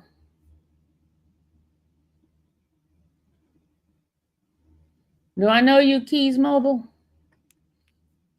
Hello?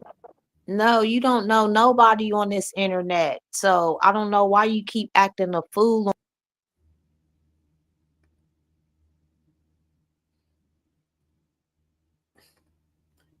All right.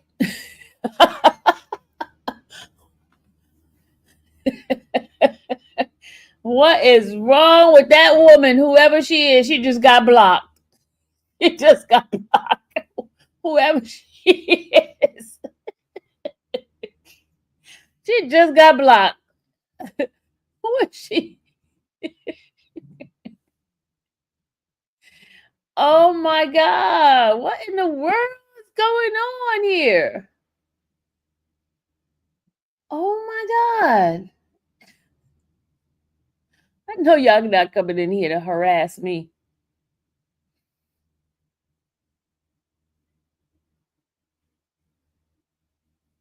I don't know what she was trying to say. She blocked now. Whoever she is, she blocked now. Oh, you don't know nobody on this internet. She don't know that I do know some people on the internet in real life.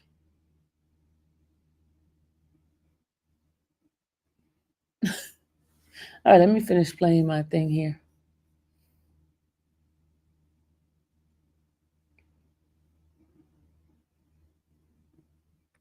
Here we go. Bars, the defense fighting tooth and nail to let him out on appeal bond, which means you get out while your conviction is being appealed.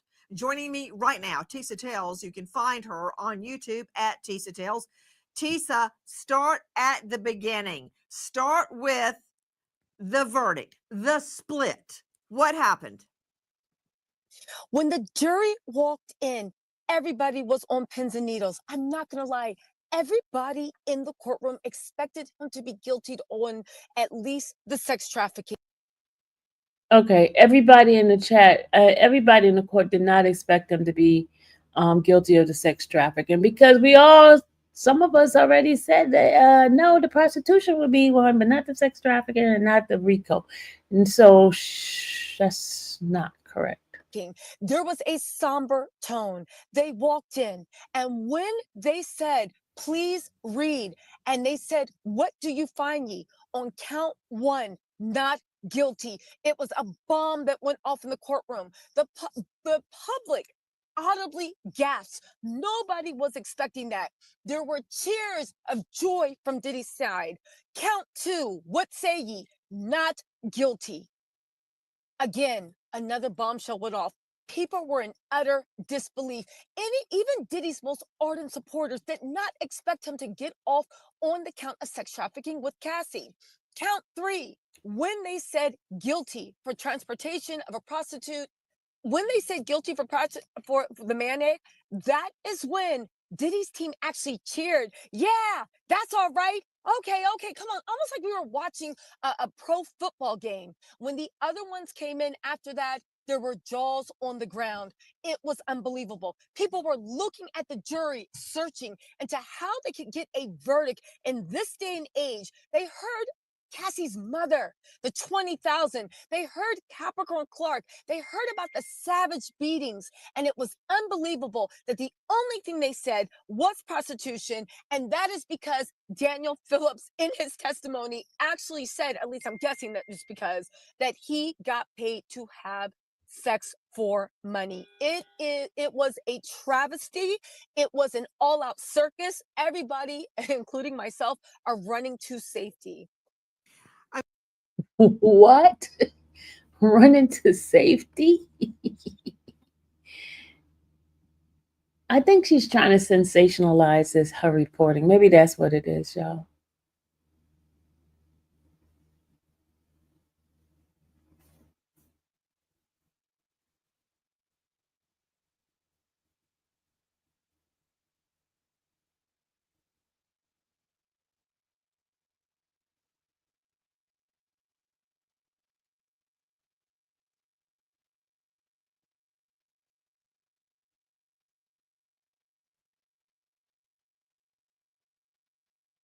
I've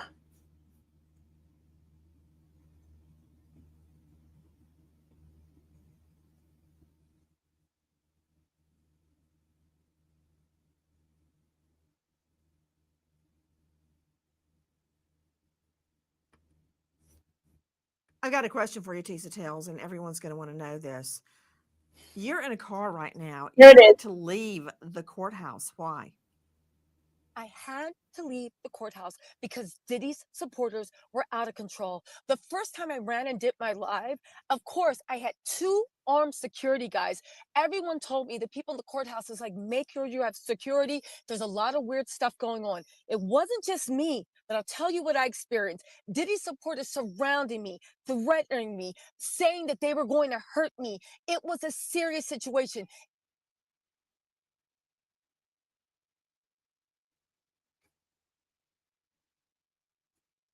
It got so bad and there was so much chaos and violence that they actually had to lock the courtroom down and force the Diddy supporters across the street. It was something myself, the news media, mainstream media, new media have never seen in their lives. The level, and again, the jurors, I hope to God they know how to sleep at night.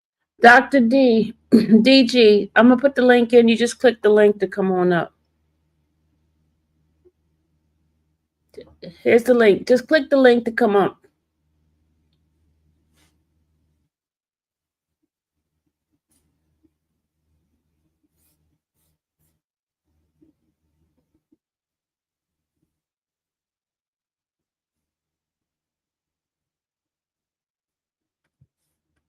Because again, I'm sure they did their duty. But when all that chaos was happening, as I was being threatened and ushered out by armed security people, I thought, This is what the jury did. They sent a signal that it is okay to use violence. It's okay to drug people up. It's okay to live a life of debauchery. It's okay to do whatever you want.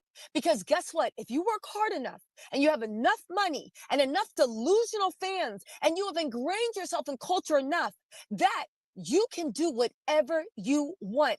And 12 of your peers will look the other way. Again, this jury was shocking.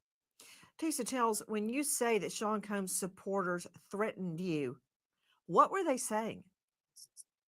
They were saying, you effing B, we're going to kill you, you effing. Whoa! Oh! Oh! Oh! Whoa! Which one of them said that? Which one said that? With F and B, we're gonna unalive you. B, you work for, apparently I work for the feds. You're a I heard that one. I heard the working for the Fed. I heard that. plant. You made this all up because of you. Again, they're not too smart. Because of you, that's how this case got started. We're going to treat you. They said that's how the case got started because of her. No, it wasn't because of her. You don't see the link? All right, put the link back in there, y'all. Put the link back in there for me, y'all. Dr. G don't see the link, y'all. Put the link in there.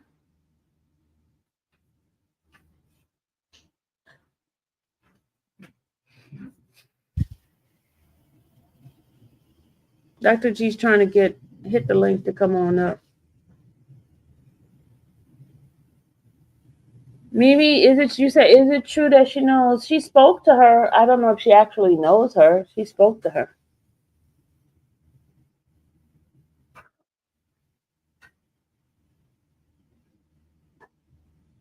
They did say she works for the Fed, and they kept telling her to say the truth and stop lying about the trial. The interview was an interview to get hired for Nat.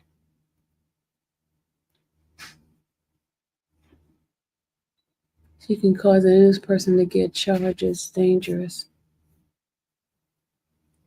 She doesn't matter in Diddy's case. That lady hates black men, and it's diabolical of the amount of black women watch her. I see a few truths. She seems credible. She adds her lie along with it. I think some people just compulsive lie, and lie comes easily for them. Okay, I heard another CC say she knew her mom. Okay. I didn't hear anyone say going to unalive her, telling lies. She's a big liar.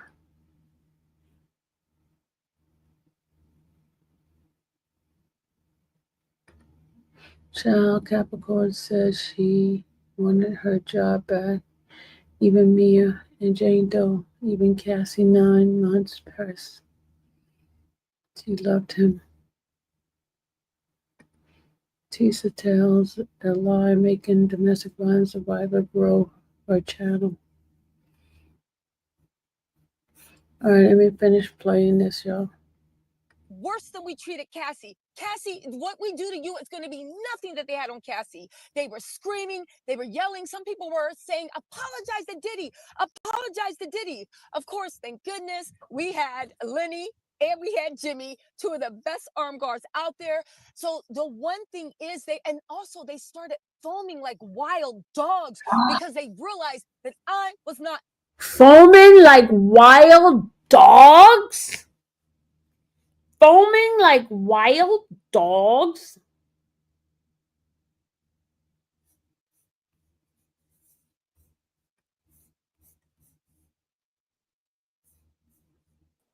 Hi, look who's in here.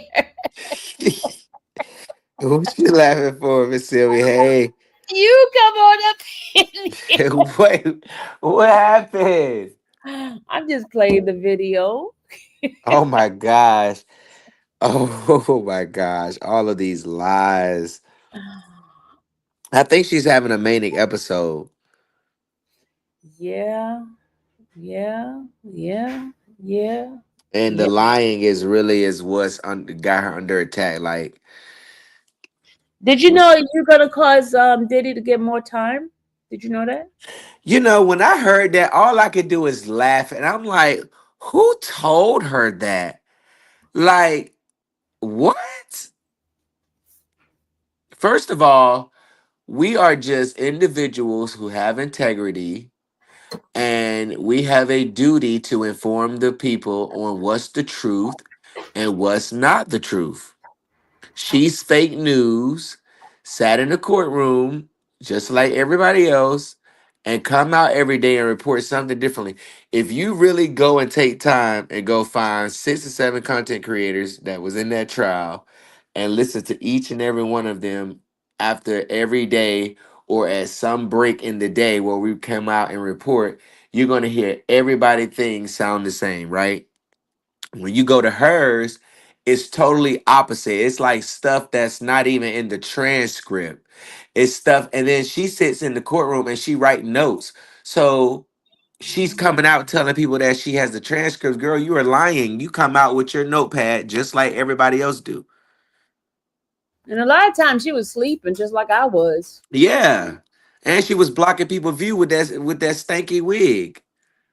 Hey, People, we're not doing name calling over here. Thank you. that No, ain't no name calling. That's a wig. A wig ain't got no feelings. we don't want to talk about her wig. Let's be nice, And please. then it's like, I don't know. I don't know. Like, she's having a nervous breakdown and it's really bad and it's causing her to lie so bad. And like you said, she's trying to sensationalize this and she's trying to get on mainstream media, but they know she's a liar because when she went on Burden of Proof, she wasn't even saying anything like she was saying on her YouTube channel. So it's like, oh yeah, them lawyers got you because they know you a liar. But because she has the views and the numbers, they wanted to boost, they used her, you get what I'm saying, to boost their views. And it's like, girl, what are you gonna cover next? Like, you're gonna make it where you can't even come outside and walk your dog. But she's gonna cover big celebrities because the little thing she's not gonna cover somebody who has real domestic violence situation going on and regular people. She's not gonna do that. Mm, Hey, Dr. Gary. it's very Hey, crazy. how you doing, Sylvia? I'm fine. Good. Listen, I just wanted to drop in for a couple minutes. I wanna kind of blog down your channel for a second.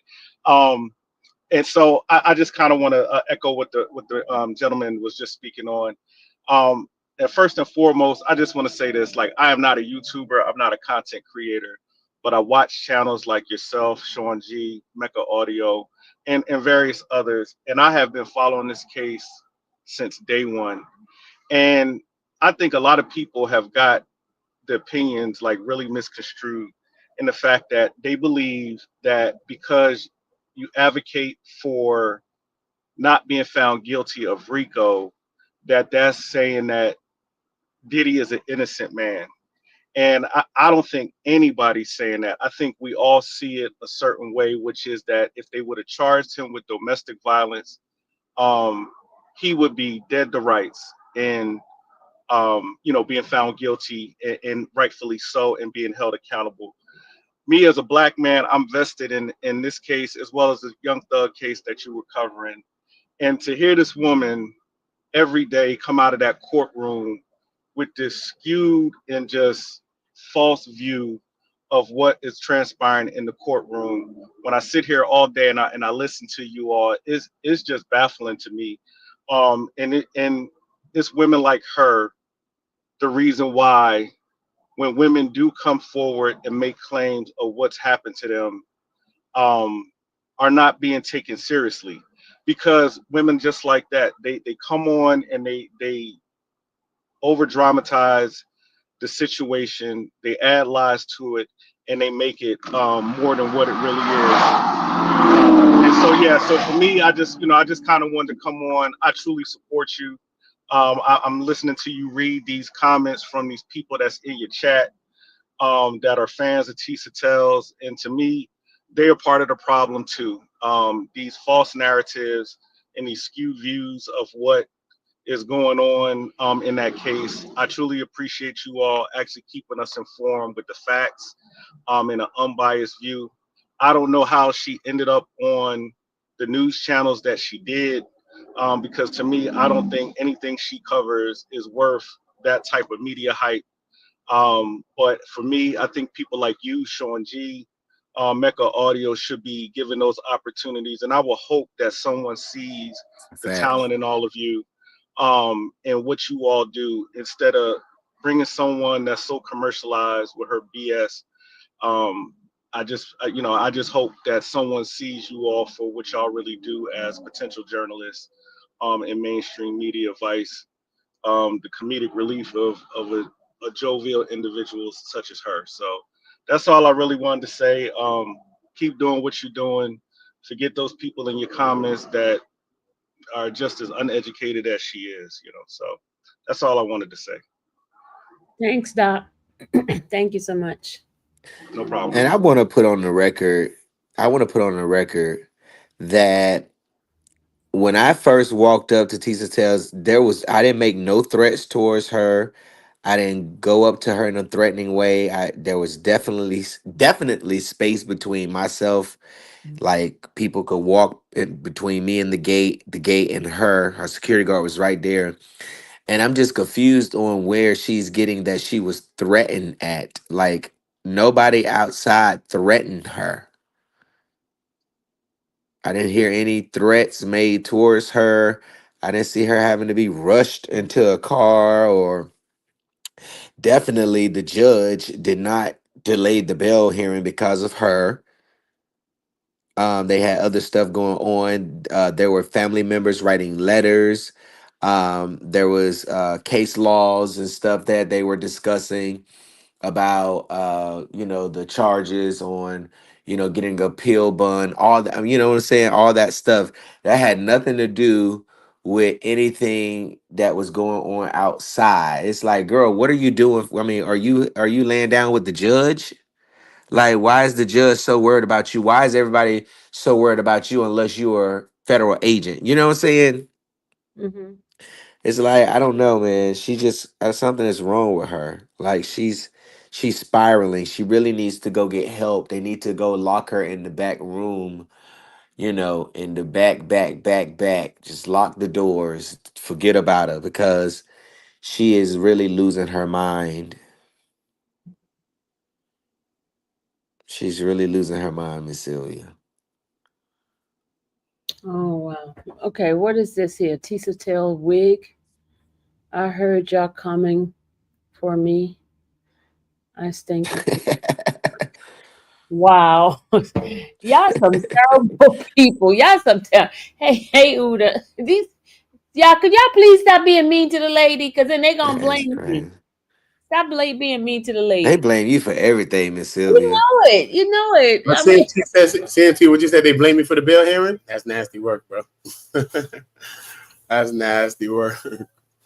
Hey, Sylvia, I what's do up? hope she go to the next trial with another wig on.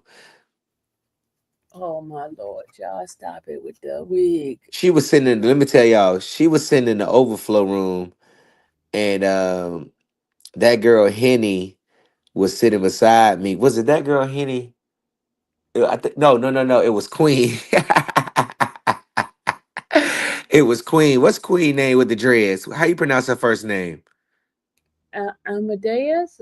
I can't Okay, remember. Queen. Yeah, Queen with the dread. Okay, so Queen was sitting right That's there, nasty work if you can't and see. Queen was like, "Scoot down, can y'all And scoot down the a little people bit? trying to cook I her. can't That's see it. bad, and she put All me in. this has in my face." So I'm like, "Well, damn, what you want me to scoot down or switch spots? With switch spots?" I'm like, "Well, I ain't gonna be able to see." And it's like, girl, put a hat on or something, cause she get to come in the courtroom and do what she want to do. But I hope she have a little bust down or something. Don't come in there with no bush. Yeah, I leave the lady hair alone. Yeah. I like to make it about what it's really about. You know what I mean? So I ain't gonna say nothing about it. But if it's about lies or things like that, we're gonna keep it to what it's about. Who is that? Uda? Oh, what's up, Uda? We'll make it to what it's about. You know what I mean? Because it gets mixed. It gets mixed when we start doing the name and all the other stuff. And even Man, if people is listen. that, we always want to be better than that. But we most definitely gonna give you your poison if you need it. You know what I'm saying? I'm And gonna that's call how, it what it is. I ain't mad with you. I ain't mad with I'm you. gonna Can't call tell it what it nobody how to call is. it. That's my Can't tell style. nobody how to call You it. You feel what I'm can't saying? tell That's nobody my how to style. I'm call gonna call it what it it. is. I'm gonna I ain't, roast with my shit. I ain't mad with you because I'm roasting Dr. Bashar right now, so I ain't mad with you. But yeah, man, I mean, Uda, did you hear any threats, bro? I don't know. They're talking about I got thrown into things too. I don't know about. At I the mean, end you of the was day, outside the courthouse most of the time anyway, no, I ain't so hear it's no touch. like, I ain't hear none of those things. No, I didn't hear nothing. People yeah, I'm was not. giving you went over there, said your 1-2 thing. You spun. Exactly. Ratchet went over there, said his 1-2 thing. He spun. I think he talked about a wig. At most, that's what he did. And he said all the other stuff he did. Not honestly, because I heard. And Right. and I think Queen was there. She was saying like, nah, I think she worked with prosecution. So you had another voice in the back. But it's not like it's a big team up thing. It was back Nah. there. Ratchet ended up coming back there. So the women was there.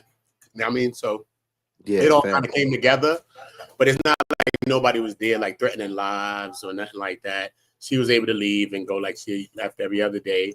Nobody really was worried about the guards and stuff like that. So when you come to stuff like that, I Yeah. think those things are lies. So, we're just gonna stand on the truth. And I don't think Yeah, that's a fact. you know. Uh, What's So up, not Janai? salute. so, guys, what do you think is going to happen? Because they're having a hearing on Tuesday, and it's not to the public. It's going to be behind closed doors, remote only. So, what do y'all think is going to? Do you think Well, the I judge keep date up? well, I keep hearing on TikTok from these federal criminal defense attorneys saying that he could get time served.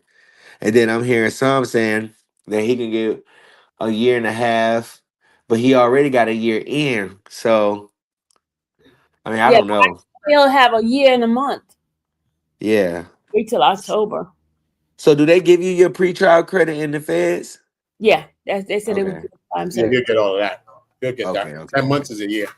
Because I know So in state they do. Okay. So, fed they do too. yeah, Yeah, 10 months is a year. So and he it only depends has to what they give serve him. 85%. It all depends on Wow. what they give him, though. You know what I'm saying? So he could get anywhere from 0 to 10, right? He got 2 charges, 2 counts or whatever, anywhere from 0 to 10. Now, when you're dealing in the What's up, feds, it's Denai? point scale, you know what I'm saying? But usually it's for people that have records or have priors and stuff. Right. So Diddy don't have no priors. Like all his businesses are legal and stuff like that. So he Right. should fall on the lower side, the lighter side of the numbers based on all these things. You know what I'm saying? I Mhm. just played the live. I'm gonna play it again. What the lady says. She's an attorney. She gives you the breakdown of what he should get. Hold on a second.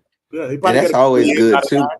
He probably get a couple years if he have 10 months. You know what I mean? The judge can't consider acquitted conduct. So I don't think he's going to get those 4 levels. I think he's going to be at a level 14. Now, there is a special instruction under this guideline that if there is more than one victim, you go to chapter 3 and you address multiple counts, kind of like the grouping rules. So here we might see a couple of levels added because we know he has 2 counts with 2 different victims described in the indictment. So let's say his total offense level is somewhere between perhaps like a 14 or a 16, depending on the multiple counts grouping rules in chapter 3. The other thing you have to calculate is Sean Combs, P. Diddy's criminal history category. We know he has the conviction that he pled guilty to for the domestic violence against Cassie in California, but at most that's probably just a 1 point or a 2 point offense. I don't think he has any felony convictions. So he's likely in criminal history category 1. So then when you go to the sentencing table and compare his offense level to his criminal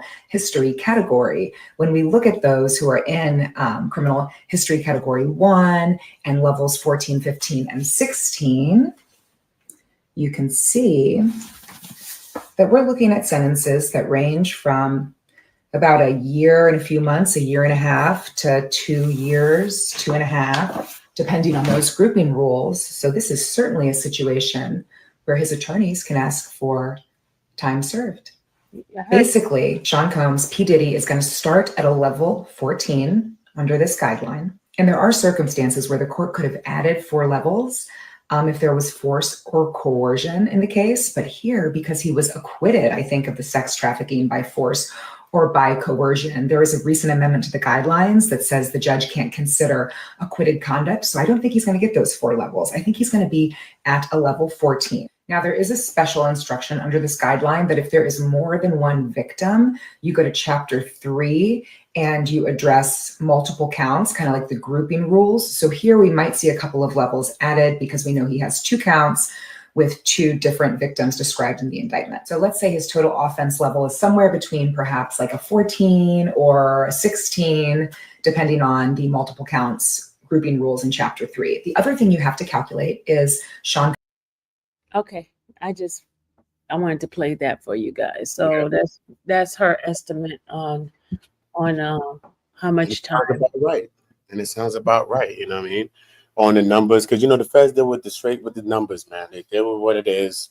That's how they play. You know what I'm saying? So based on his record, there's a thing called I think relevant conduct, where they could even take some of the things where you were acquitted of and kind of use it to kind of like push for more time out of these charges. But if they were to give him like 10 or something like that, it'd be a lot. You know what I'm saying? It'd be like basically they're trying to get off everything they missed in these RICOs or this trafficking charges in this, you know what I'm saying? Based on his record.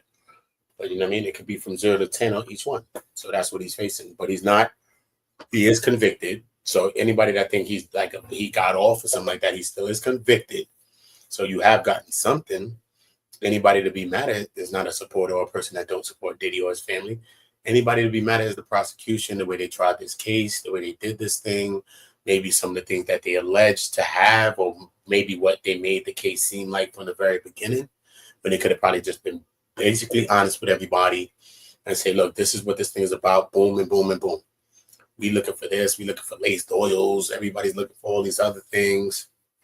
So I just think, it was on the prosecution. The prosecution had more vitriol for Diddy than it seems like the witnesses have, or the alleged victims or the potential victims.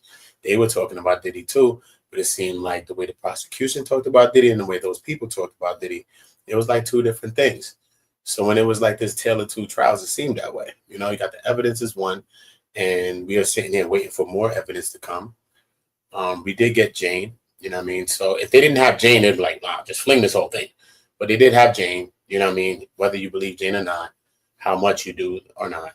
You know what I mean? Me, I question Jane's intentions and a whole different thing. And I don't think personally you should have got any time for Jane. That's just my own thought. That's just me. You know what I mean? Yeah, she was a victim in her ways. Yes, she was. But, it was just a lot more goes with her. You know what I'm saying? Like she was exes to Diddy, enemy, and they ain't like each other. So what good intention you got for me when I'm your baby father's ex? Like what? So we ain't got no good intention for each other. I want to do things to you, nasty things, so that I can hopefully tell him to. Like what? This is what that is. That's just things that have been happening on Earth since Earth's days. And then you want to get this money lady, and you over here freaking off every week in the house with your kids at and all that. I done been around women, made love to real women, all that. Still love me. They love me. I love them. I've never been to her house because she don't want no man around her kids. And no matter what, if she loved me through time, then come on. Even when the kid is not there, she still wants some, chill. I don't want you to get comfortable, homie. Chill. So you defended a woman that's Hello? do us. Jason first and then Ninja. Hello? Sylvia, Can you hear me, Jason? I can hear you. No, go Can ahead. you hear me? Yes, I can hear I just you. wanted to make a correction from that lawyer that you played. She just lied. What? Diddy was never convicted of domestic violence. He has Oh, yeah. no criminal record. He was never charged with the case with Cassie with the domestic violence. Just wanted to let you know that lawyer, when she just said he was convicted of domestic violence, he was never convicted of that. He wasn't charged with that. That's cool. He So I just came to wanted correct. He came to correct. I ain't mad with him. because I just wanted to correct that because you played the lawyer. She didn't look over the case. Yeah. She went off of the video and thought that he may have been convicted of that. And for her to be a lawyer, that's her. I mean, why would you put that out there? There's wind blowing in your background. You didn't hear that? I was just saying that's very unprofessional of a lawyer to sit up there and lie about a conviction that never took place. Yeah. He was never convicted of Cassie's domestic violence. It ran the statute of That's the like limitations ran out. Yeah. You know, so Yeah. I just wanted to make that correction because, you know, that was just misinformation out of her mouth. That was the only part she got wrong. That he was never convicted, never charged. The statute of limitations ran out. This right here, this pony show that they did with the feds, it was just to get consequences for the domestic violence that they couldn't get him on. Yeah. Yeah. Yeah, man. At the end I of the love day, you, Sylvia. I'm Thank gonna be watching in the bush. I'm gonna be watching in the chat. Okay. do I believe the chef?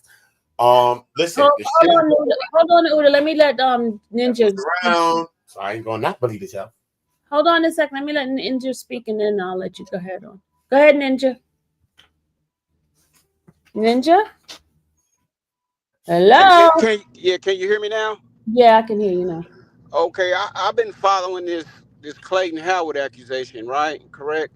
And Yeah. and I was reading that he talked to Maureen Comey specifically, and he had told her the things that he had been saying, and she had advised him that he shouldn't give that statement or he shouldn't follow his suit to after Cassie testified. But to me, don't that seem like misconduct? Prosecutorial misconduct. Yeah. I mean, Yeah. can that weigh in on the factor when it comes to this sentencing that's coming up? I don't know. You have to ask somebody who knows that law. I don't know. Maybe Uda, you got some polling on that? I don't think so, man. At the end of the day, he's been convicted of what he's convicted of, and this is all on the judge, man, right now. Period, man. The judge is gonna give him what he thinks he want to give him. All right, and like I'm saying, based on his record, he shouldn't get rocked. He should get a couple years, maybe at the max. He probably could get let's say 4 years or 5. Let's say he get 5 years at max. 5 years, he already in there for a year. Probably have a couple more to do. You know what I'm saying? I'm just saying because they're not trying to let him all the way off and out. They're not trying to do that. You feel me? So I can't see him just saying boom, time served when he get there. I don't know about that, bro. You know what I'm saying? That is the best case for him to think. But we got to just think logically and as people play. And you at least want to get a couple time on it. You're convicted. We have you here. You know what I mean? So now, luckily that. So you got to accept the weekend? But I'm pretty sure it could help with an appeal, correct? Probably, possibly. But you know, they already set their things in motion to help them on appeals already, man. So it ain't about these little formalities. They already put their Rule 29Bs and all these different things that they didn't put in.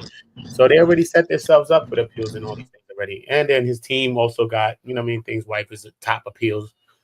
So you know what I mean, person. So you already know what it is. So I think they kind of covered on the appeal end already, if there is going to be that. But they probably covered on that end already, you know. That's the point of having that team yet. You know what I mean? They would set up all these things. All those things was being set up live while we was watching it.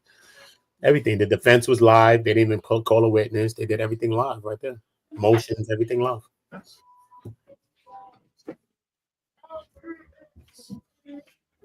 Yeah. Sorry about that, y'all. Got noise in the background. My apologies.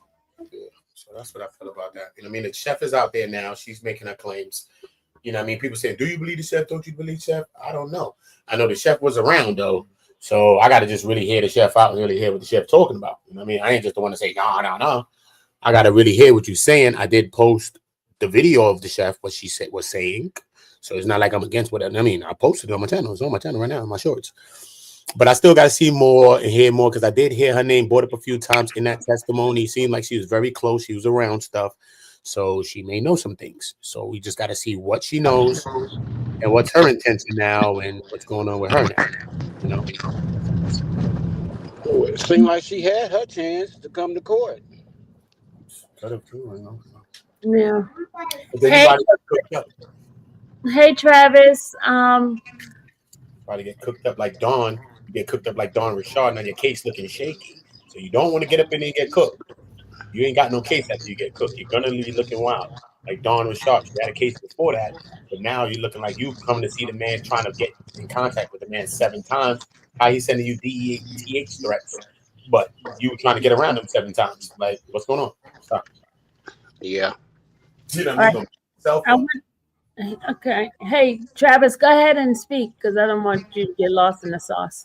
Yes, ma'am. How you doing? I'm I'm happy that he did got off that RICO charge and stuff like that. But you know, with his bond, him getting denied a bond is a blessing and a curse. And reason why I say it was a blessing and a curse, I think the judge kind of looked at the prosecution side and looked at the defense side and looked at Diddy's side. And me being through some things like that, he don't know that you don't want to get out on bond and get violated at the same time while you're on bond.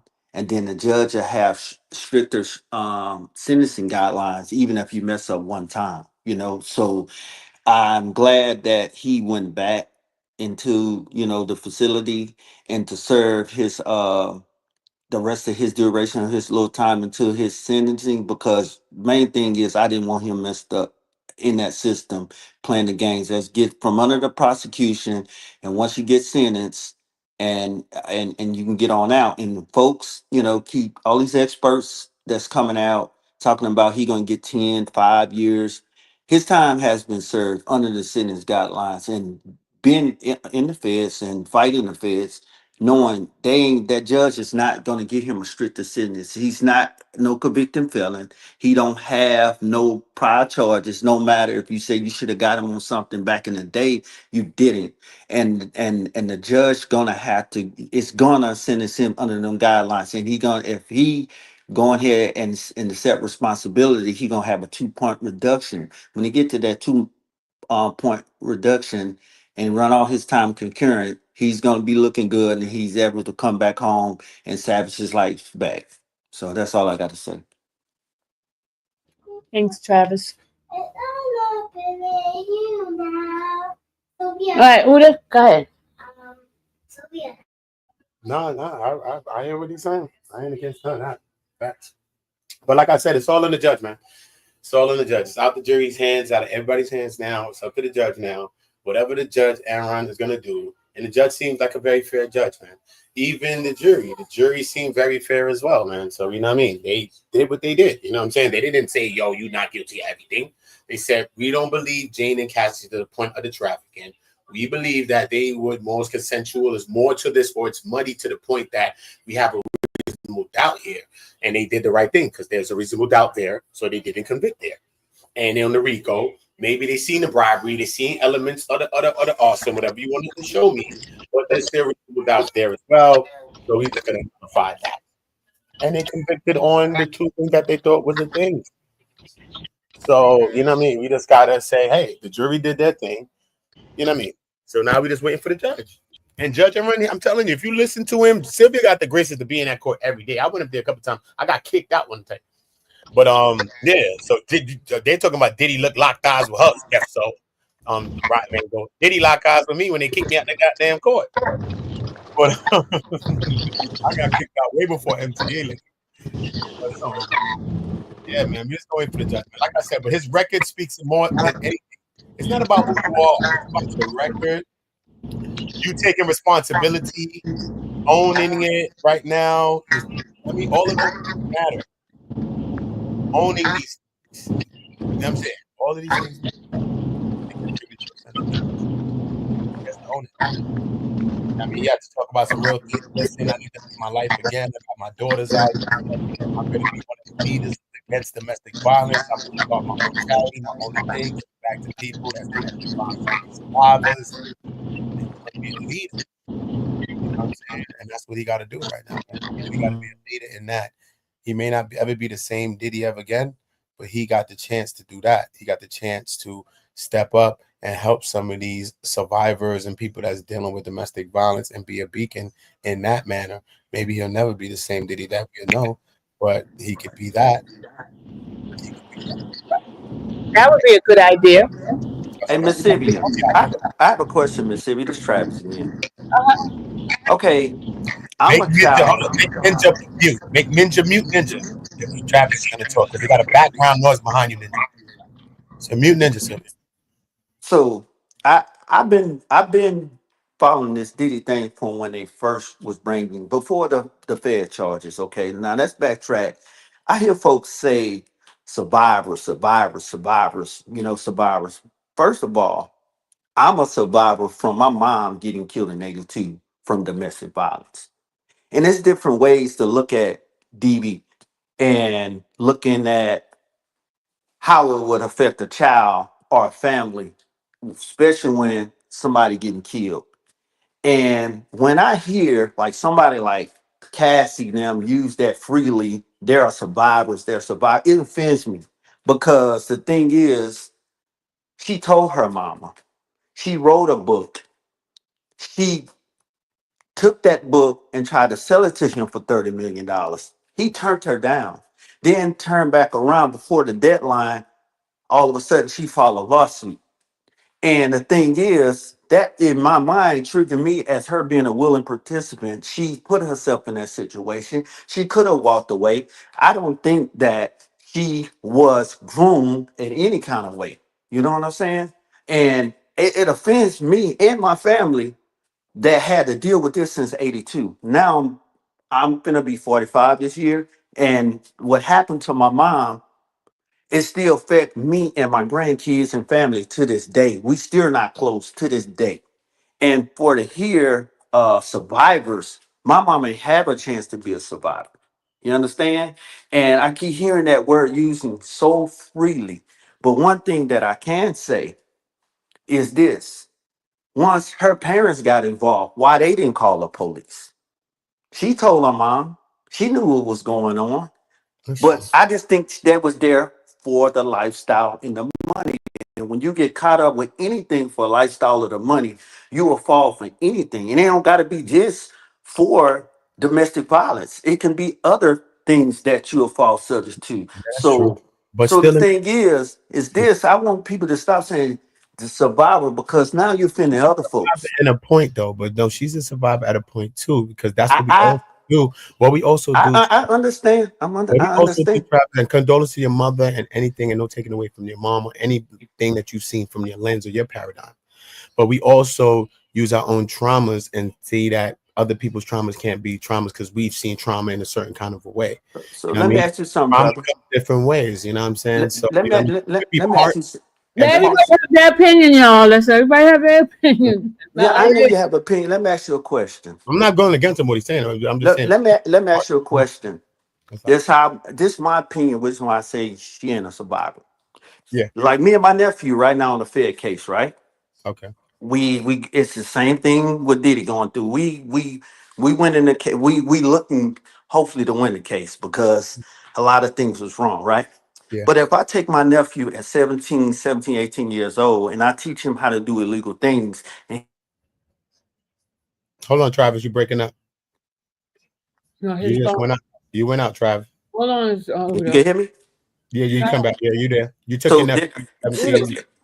did I groom him or not? Is they gonna consider me grooming him? Yes.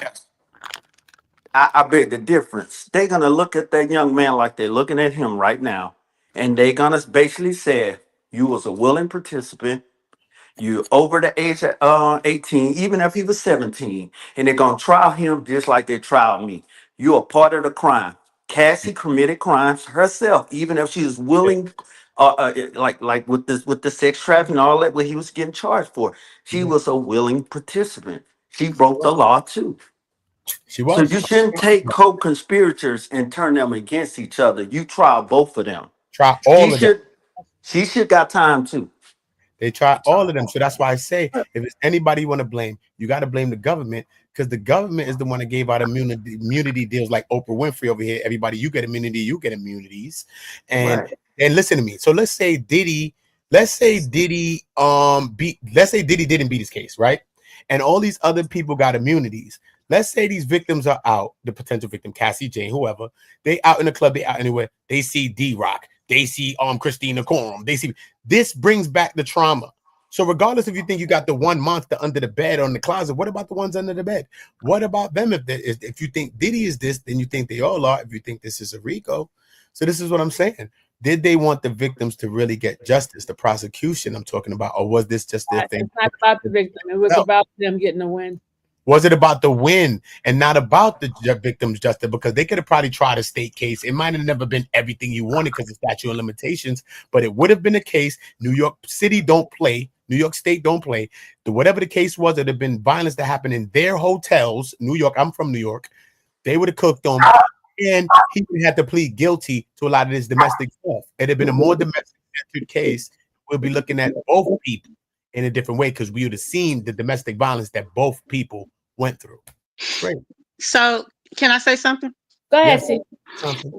Okay, so the only reason why this case is in existence as a RICO is because of Cassie. They could never ever bring this case in as a RICO with just Jane.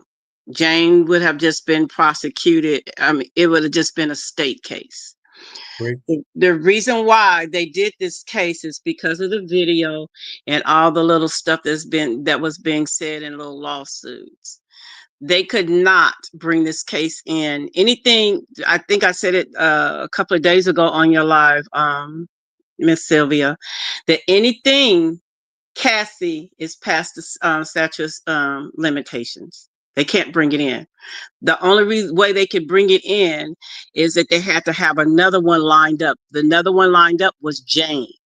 And then they can bring in Cassie's information to show that this is a pattern, which is what they're saying is a RICO. That's how the RICO came in about. They couldn't bring it in because everything, including the arson, all of those things were past the statute of limitation. It was past statute. California wouldn't have done anything. They told them they couldn't do anything. It was out of their hands. Nobody ever called the police at the hotel.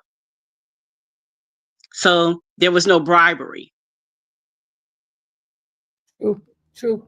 There was no bribery. No one called the police. There wasn't an elected police officer or a judge, nothing. There was nothing. No one called the police except for, I guess, Cuddy on the car. And they couldn't prove that at all. And then as far as that chef is concerned, I think one of the, if I'm not mistaken, in the transcript, David Williams, whatever his name was, he admitted to being the one that assaulted her. And he offered her a little treat as an apology, and she kind of smoked on it. Yep, I remember. So she's not credible. If she was so credible, they would have brought her in. And if everybody think about it, all these people that's saying all this stuff, that's part of the, the whole situation, and that's been saying things and going on their lives or Instagram lives, they were not brought in as a witness. They were not brought in as a witness by the prosecutors for a reason. The reason is because they didn't fit the narrative that they were painting. Exactly. They just weren't fitting that narrative. Even the guy who's trying to sue Cassie now did not fit the narrative because, I mean, I guess you could say he's a victim, but he's also a participant. Yes, he is. Everybody is. Everybody is. That's what the whole thing. They all are. Right. And then as far as the STD, I mean, it's possible that Cassie could have given it to him. It's very well possible. But if he was doing that, then it's very well possible he could have got it from anybody. That's true too. That's true too. And now that you got something and then proving that time you didn't, then it's looking like it could have been a person though. It could have been. I mean, it doesn't necessarily. I mean, doesn't necessarily mean that she even had the type of STD that he's talking about. That he's talking about, or if anyone. I mean, so it's a lot of people that are coming out now. But the thing about it is, for me, in looking at anything, I'm just gonna be honest with you. Maybe it's because of my criminal justice background, history, that I just can't look at anybody and everybody that come out and say that they did this to me. This person did this to me, unless I can just actually see something like, for instance, the Cassie situation, the video.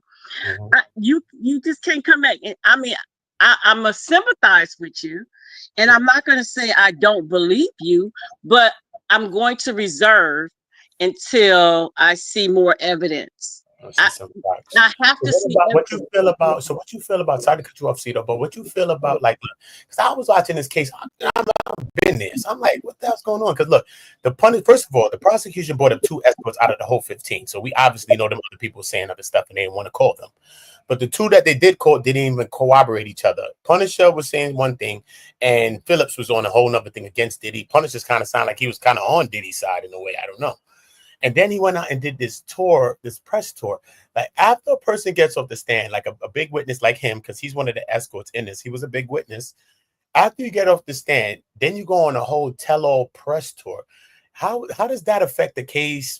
Do you think that a judge or somebody should be stopping something like that to put a silence on this guy? What do you think about that, C?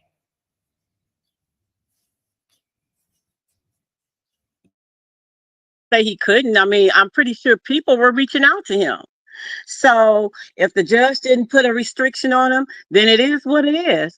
Now, I don't think the Punisher was actually for Diddy. I think the Punisher was just stating what it actually really was. The interesting part about that is the other guy that the fitness guy, he's pretty much said the same thing that the Punisher said.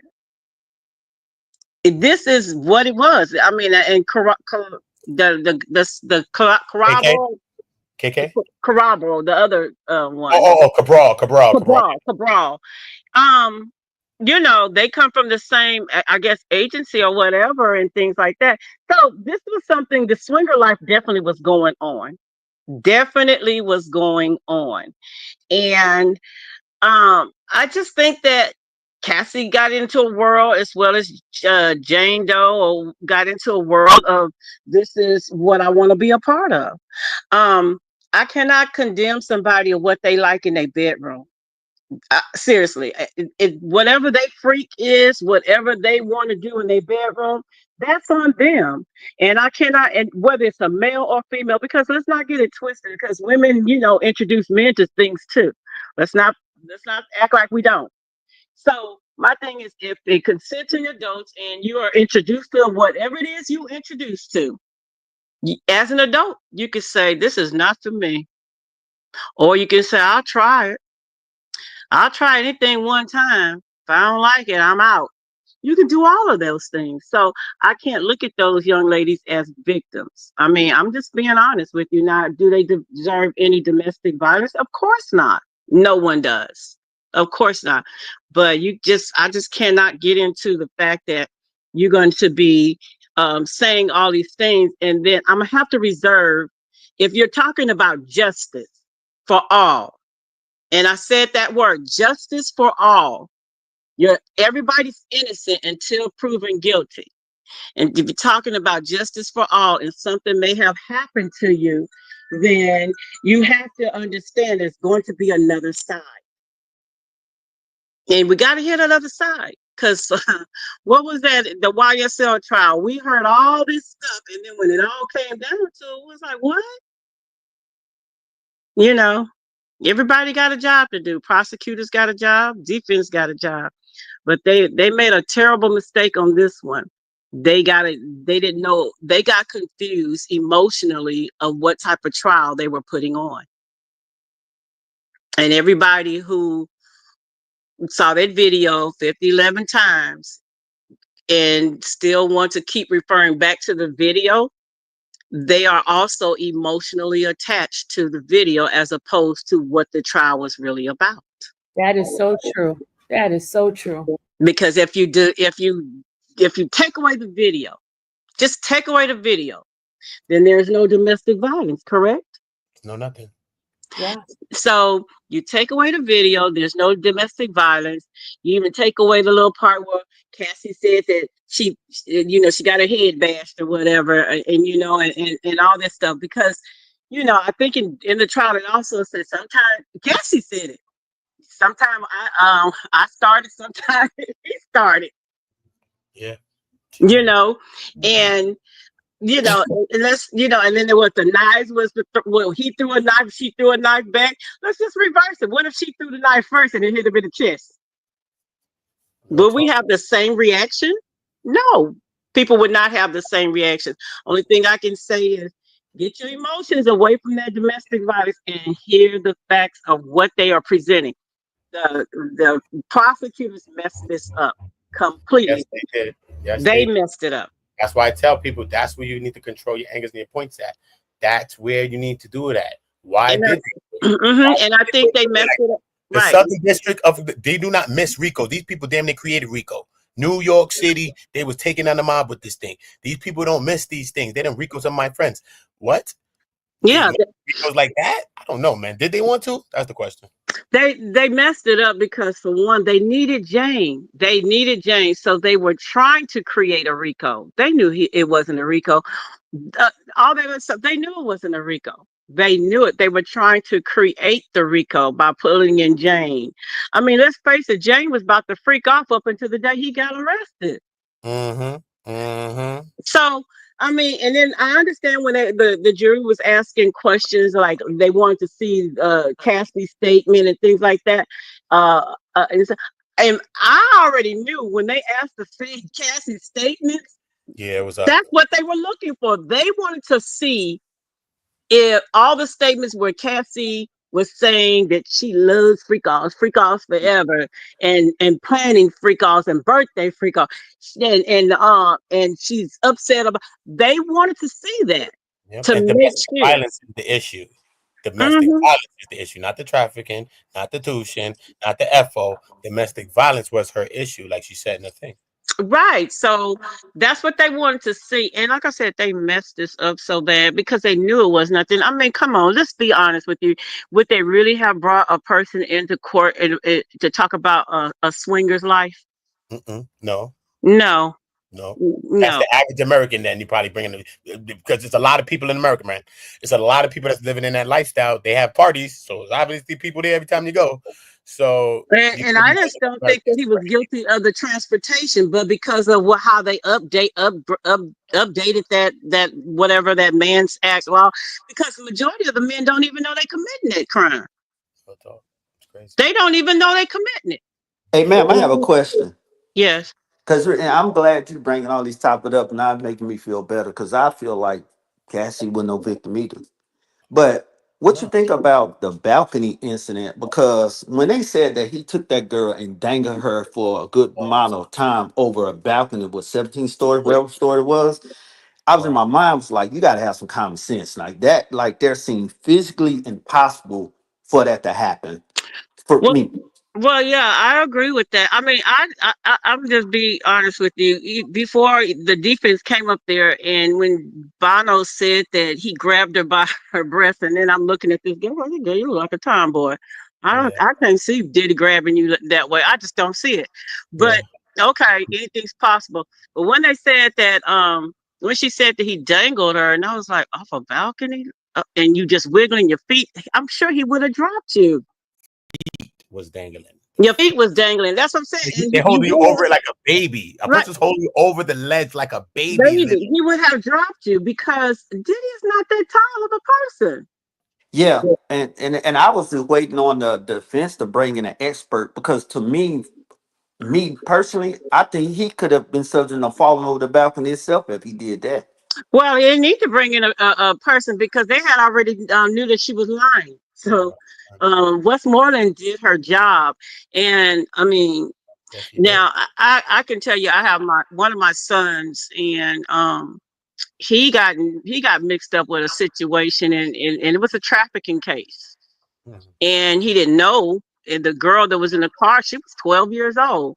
When you look at the girl, she looked like she about 19, 20, no older than 21, but she definitely didn't look 12. As a matter of fact, I was so mad at my son for that whole situation, him and his other girlfriend. I was mad at them for the whole situation. I wasn't talking to him for about 2 weeks. And then he called and he said, Mom, can you just get in touch with the lawyer? And gave him a, what do you call them? The public defendant lawyer. And I actually ended up calling him and I said, okay, I've been doing some digging around and things, and I actually had worked that case for that lawyer because he had so many cases. I worked that case. And I just started giving him different things. I was like, here's her Instagram, here's this, here's this. I was just handing it all to him, all the pictures, gotten you know, people who could make statements and everything. And then I said, I need to hear the see the body cam. I need the body cam. And when that body cam, the police officers, when she told them that she was 12 years old because she didn't want to go to jail, they didn't even believe her. They had her in the car too, still. Well, it turned out she was a runaway and she was just hanging out. Well, the good thing about it was they weren't doing anything with her. They just thought she was lost. She asked them for a ride and they gave her a ride. She was just hanging out, right? And so they said that he was trafficking her. And me thinking, I'm like, oh my God, I'm not going to see my son for like, forever, because he's going to be in there for some years, right? And it turned out where all the information that I gave his lawyer, they dropped the case. That's good. They dropped the case because if you lay down, then they got you if you lay down. But if you know that you're innocent, and I know my son, I know he ain't all that innocent of things, but I know he's not guilty of that. And I said, this is ridiculous. So I ended up fighting the case for him and everything.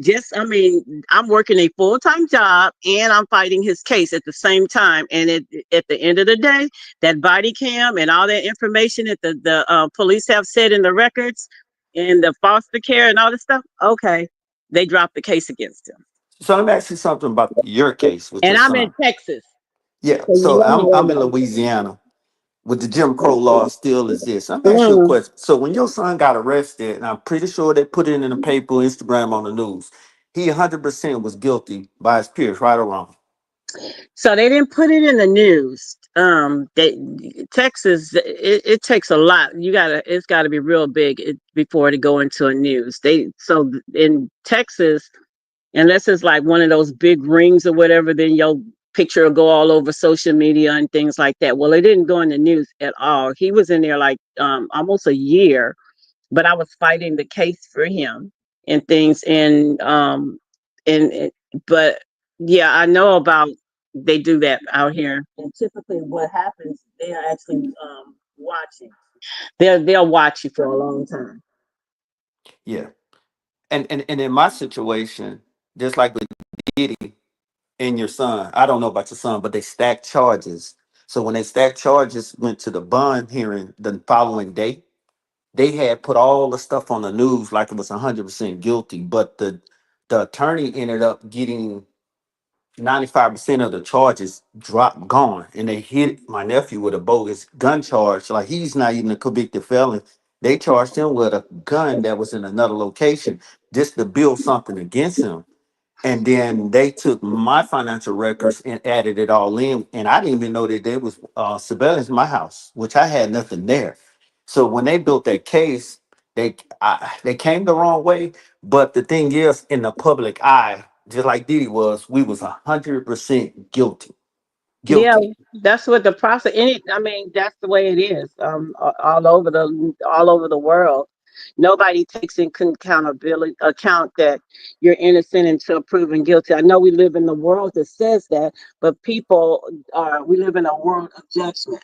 People are going to judge you first before anything, and even if you're found innocent, they still going to judge you because it's not fitting the narrative that they believed. So So when you talked about Jane and you talked about Cassie, so I understand because I started studying her case too. So the brain, you had to have Jane in her, no matter what she said. She could have got on the stand and said that she loved Diddy, he didn't do nothing. But they needed her in to bring back not the 5 years, but the 10 year, which he would have expired this year in April. That's how they was able to They credit was the able RICO. to bring the RICO. They was able to bring a RICO because they had to. They could bring Cassie's case in because it shows a pattern. Right. So in my nephew case, they had a lot of money found in another in a certain location that had nothing to do with him. And when they brought us down, I wasn't thinking at the time because I thought it was over with because it was like a 5 year run, and this year would have made it over with like in February. So what they did, they came 2 weeks before that statute of limitation and came back with anything to make them predicate acts show a pattern.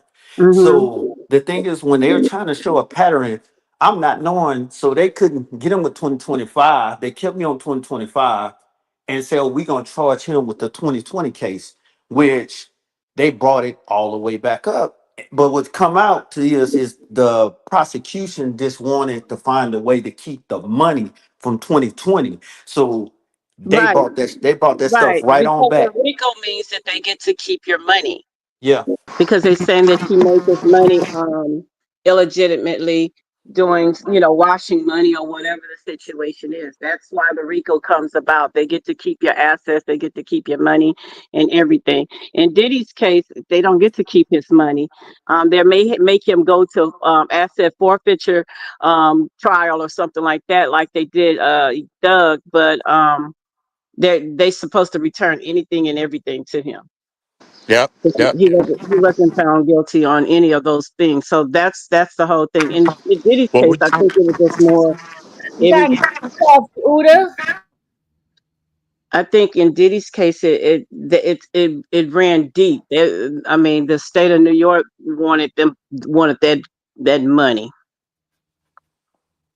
That's what they wanted. So it's unfortunate, but I think if people just y'all hear stop, me? All right. yeah, I think if people just stop and understand that, take their the case was tried as this is the charge, but it was the presentation was domestic violence. See, I wanted to ask you something. Like, so look, I was even hearing some things. I was talking with some people, some lawyers. They were saying, like, when you're convicted of this charge, even the charges that he got convicted of, right? So now we know that he ain't really used no cars and no real jets and nothing like that for these cases. He flew them out on commercial planes and stuff like that. But they were saying, like, if in these two charges that he does have and he is convicted of, if he was using like his own personal cars, his own jet, like they was at his house and stuff like that, the feds could confiscate these certain things if he was able to, if he used his personal stuff. Have you heard, what do you know about things like that? Only if it's a Rico. If it's a RICO, yeah, but Right? That's what I'm saying. he's not they can't do anything because he was found he was acquitted of that.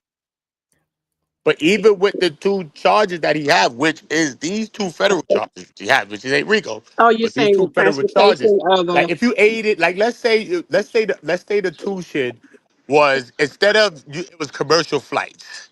If you was using your own cars to pick these people up, drive these people to locations, or flights, your own planes to fly these people, they saying like the feds could use anything that was used to aid and abet this crime, they can come and take it. Only if you're getting money from it. Okay. Okay. See, and I think that's the reason why I said this man act for him is just, or anyone. It's just really ridiculous because these were escorts, entertainers. So, and I think if you read the writing on the charge sheet where it says guilty or not guilty of prostitution of Cassie, you know what I mean? What that wording? To me, the wording says that Cassie and J Lo was a prostitute. That's what, if I read Mhm. that correctly, it looks like that's what it says. And I don't know if they know it says that, but because they would be the customer. All of them is the same thing. Diddy, Cassie, and the men are the same exact thing. All three of them are the same. They I can would see be if Diddy, customers. So the escort would be the prostituter. but I'm The just saying. prostitute. But no, think about this for real though, right? I can see if Diddy was like, yo, you gonna go do it with him, do it with him, whoever. Diddy got you here with him, and you and him is all doing this. Y'all all doing this. So it's not like you doing this without him. He That's wants to not be the, here, and he wants to be involved in the thing. he was a trick. They was tricks. A trick and a cuck. Yeah. The other ones was they would be the men of the night. Let's say that. You And can say then that. if you look at the paperwork and they listed every one of the business that he was allegedly tied to, and if you look at when they rated his homes, like a lot of that stuff wasn't even in his name. Like I think the mansion Bad Boy was under Bad Boys, but that was like in one of his daughter names. So that just like if he was on a commercial jet and he flying out on a commercial jet that's in a company name, he's just an employee of that company. You get what I'm saying? Mm-hmm.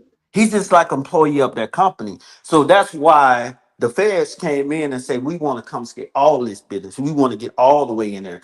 You know, you think you that smart? We're gonna put A, Y, B, C, D, and whoever we're gonna unlock this trust that you got inside of all of your business. Because we want to confiscate it all. And that's what the RICO was all about. Mhm.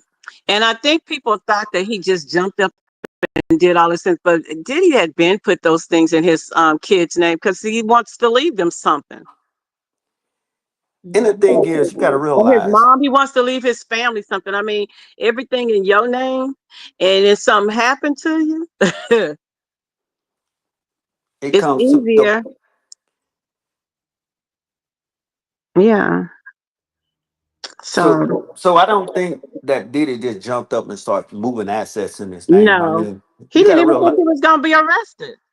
yeah, I'll be honest, how the feds work, Dave was talking to him. He knew what was going on I think he way knew before. what was going on, but I don't think he thought he would be arrested. I think he thought like whatever you found, you ain't found nothing. But shoot, he didn't know that they was using Cassie's videos and stuff. Right. So let me tell you, like with this, he he knew the feds was probably on him way before then. But even with Jane, you know, he was still with Jane. I guarantee you a dollar donut, the feds had already contacted James, and this man didn't even know it. And she still was with this dude the whole time to get dirt on him. That's just the way it Well, is. that's what happened. She said they put a card on her door or something like that, and he told her. She told him, and yeah, so he knew that because she said they put a card on the door.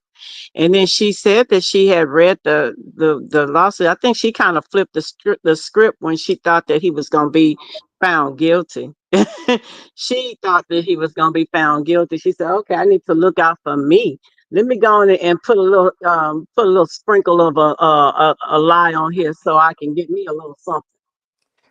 Well, by me just looking at the testimonies of the two victims, I'm not talking about Key Cudi, but listening to their testimony, it seemed like even a drug mule, like none of them didn't want to be there. They went there to get their immunity out the way till least as possible. And then when they get crossed or when the prosecution is questioning them, it seemed like a lot of their testimony was like, I'm not trying to mess over Diddy. Like you get what I'm saying? Uh, Mm, and when I was seeing, I was like, a lot of these, even Cass, a lot of this testimony is going weighing on his side versus the prosecution. mm. That's how I seen it from day one. Miss Sylvia, I mean, Mhm. do you think that well, I think Don wanted to get up there to drive a hole in his heart. What do you think about Capricorn Card? Do you think that she want She wanted what? to testify? I don't think so. Okay. I didn't think so. I just think Don was the only one that was eager to get up there to testify. That's how I take it. What about Mia? I think Mia wanted to testify because she thought she was going to get some money too. That's why she did it in she did immunity because she didn't want nobody to know that she's testifying. Mm. Yeah, I think they that I don't even know if Kathy really wanted to do it. I think they kind of I think I don't think Cassie wanted to do it. I just don't think Cassie wanted to do it. And I know certainly now that she look back at things, she's like, oh my God, there's this fool coming up here saying I did this. What? Now who else gonna about to come up here and say I can't even enjoy the little money I got? So, so when the feds come, they seen Cass as a co-conspirator. They told her how much time that she was looking at that she didn't corroborate. Yeah. Now that's not act like that didn't exist. And Oh a yeah. woman like that, I'm I- a woman that's in that situation, or any human being that haven't did nothing wrong, that don't live a lifestyle, they're gonna fall. You know, what can I do to save my face? I got my Mhm. kids,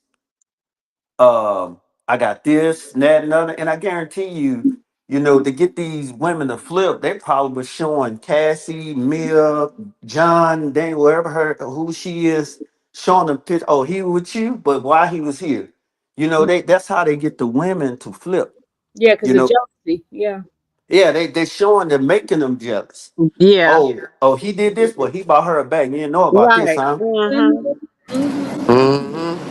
Yeah, He pulled Mm-hmm. this out of his DM. He didn't tell you this. Let me show you this. right. Yeah. Yeah. Yeah. And they shouldn't have With been Capricorn, they all surprised love him, though. man. Look, they shouldn't have been surprised because Jane Doe was watching them. She was watching closely on that Instagram, Mm-mm-mm. so she Yeah, wasn't she is watching. surprised at all. She was watching closely.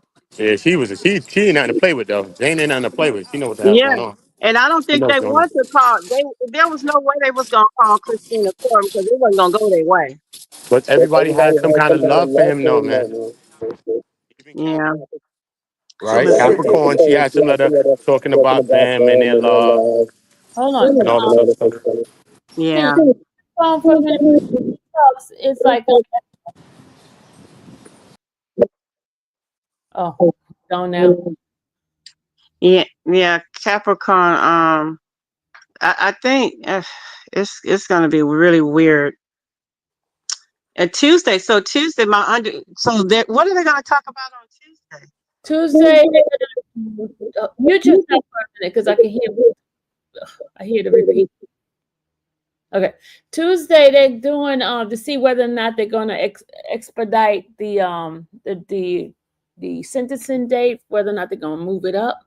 So they're going to talk about those things, but it's not to the public. It's behind closed doors with the judge and the attorneys. Okay, good. Good. Trust me, I tried to go in there, but I was like, no, they're not letting us in. Okay, well, good. That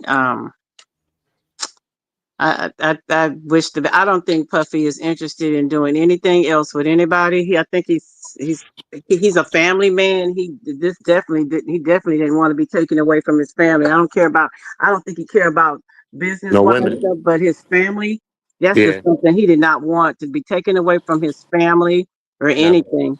Never, never. That's why when somebody says anything like Puff will do something to his kids, we know that's a blatant lie. Because Puff would never do nothing to his kids. I don't believe that. His mom and his kids, we know that he loves them besides anything else he loves. We know that he loved them.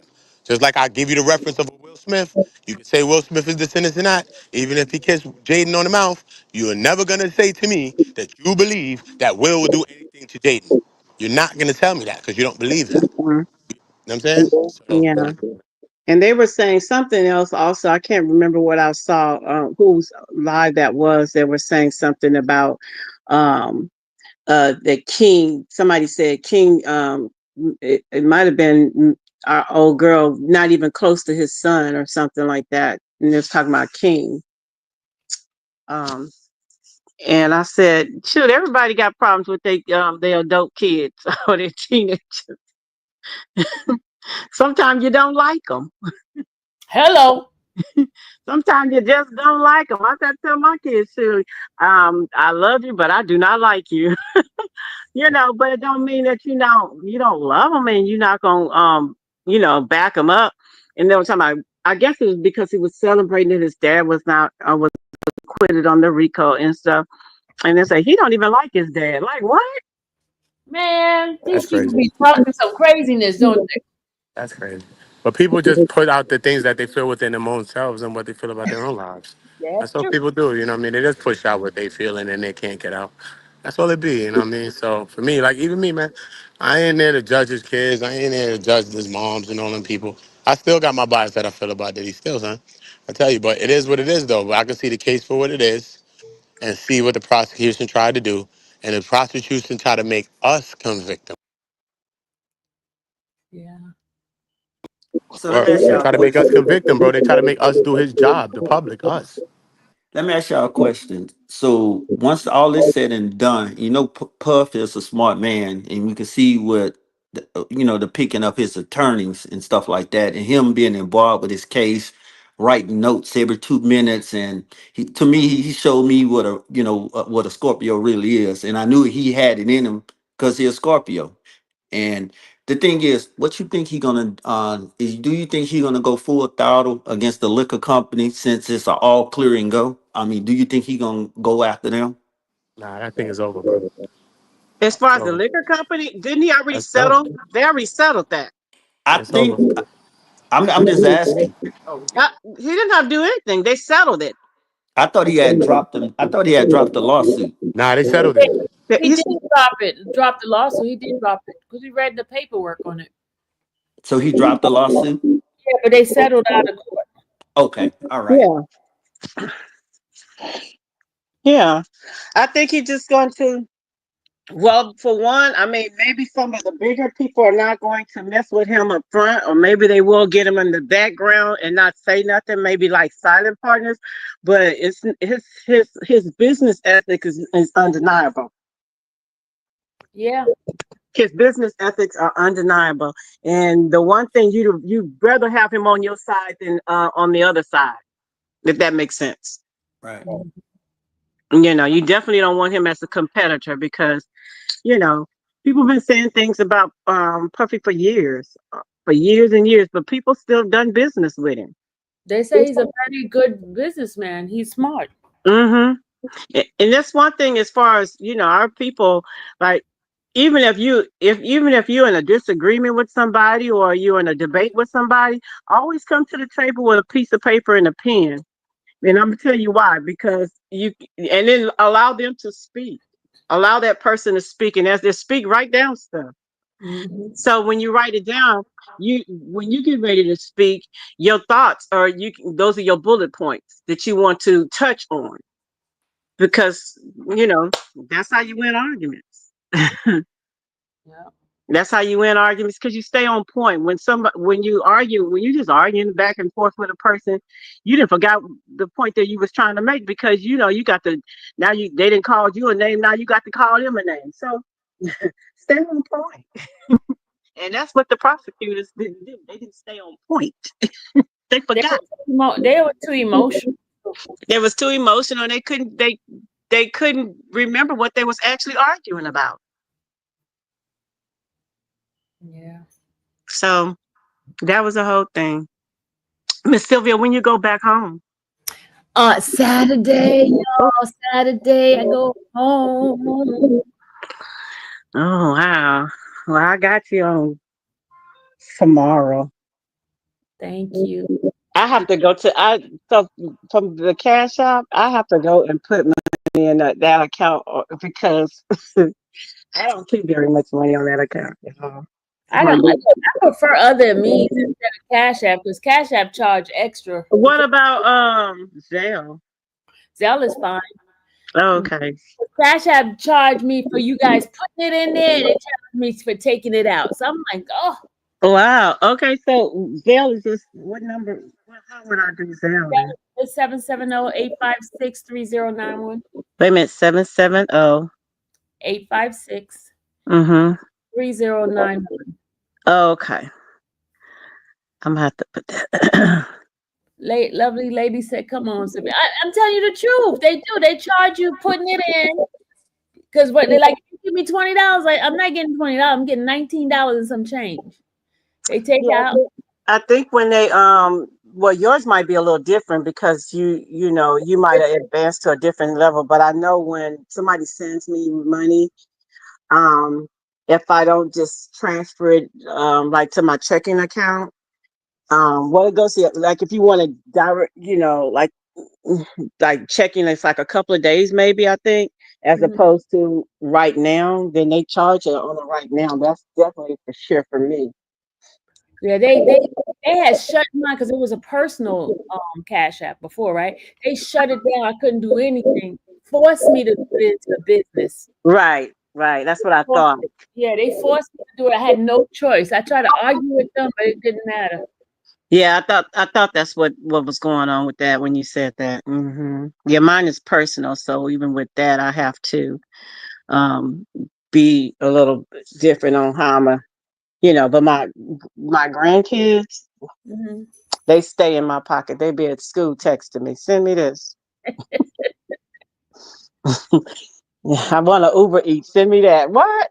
I see what Do they let them get Uber Eats at the school? Yeah, my grandson at his school, they let them do Uber Eats or DoorDash. They sure do. Man, school changed because remember when we were in school, They ain't let us do anything. And we used to sneak to the store to go get food. Yeah, they don't have a cafeteria. They have vending machines, but they don't have a cafeteria. And so when the Uber people drive up, they have like all these little racks, like store shelving racks or whatever sitting outside the front door. Mm, And when they drive up, they just put it on the shelf and then they text the student, your wow. food is here. Or the person will text us that I just dropped off your food. And they just go up there and get it. Oh my God. That is Yeah. the So luxury kids have in school now, y'all. yeah, Lux- he goes to one of them little bougie schools. So they get to walk off campus and go get and go eat and everything. Well, we used to sneak off of campus. Yeah, we used to do that too. We call that ditching, remember? Yep.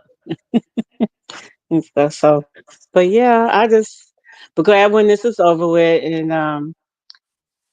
and pray that he can get his life together. I mean, I guess we found out some things we didn't even know. The drugs that he was on. Oh my gosh, that was a lot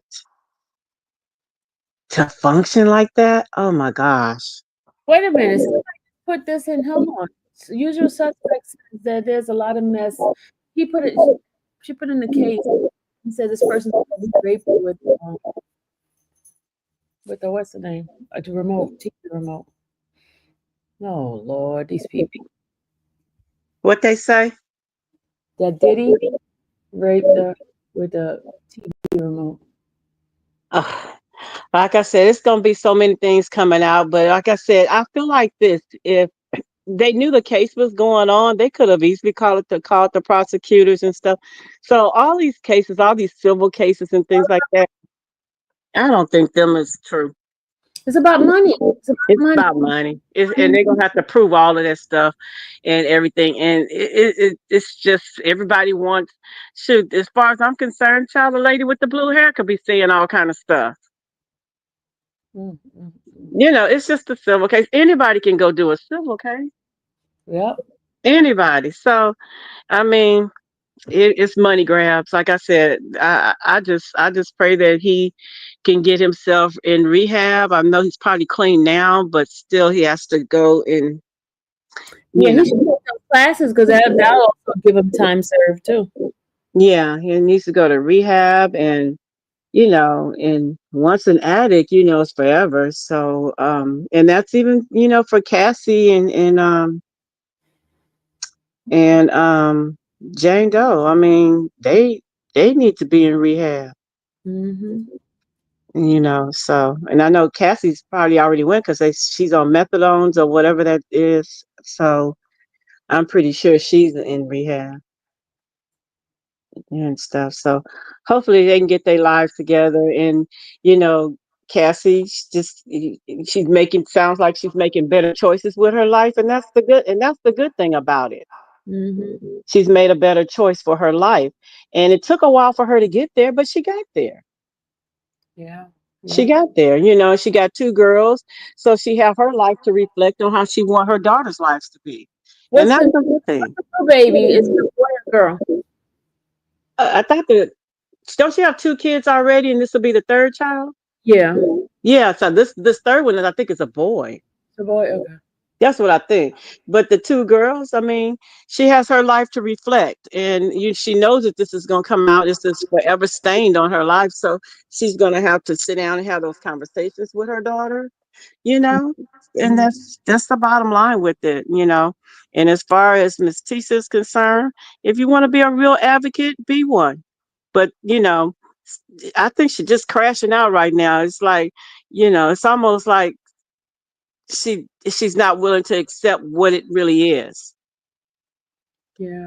She's just not, and all the foolishness and the craziness. Because I will be honest, I mean, I used to listen to her channel way before this, but I will be honest, I would hear. I'm into cases, so I listen, and I was listening. And I was like, "Oh my God, this girl sounds foolish to me. It just sounds crazy how she put her little sprinkles on it and stuff." And I just couldn't take it no more because I'm all about facts.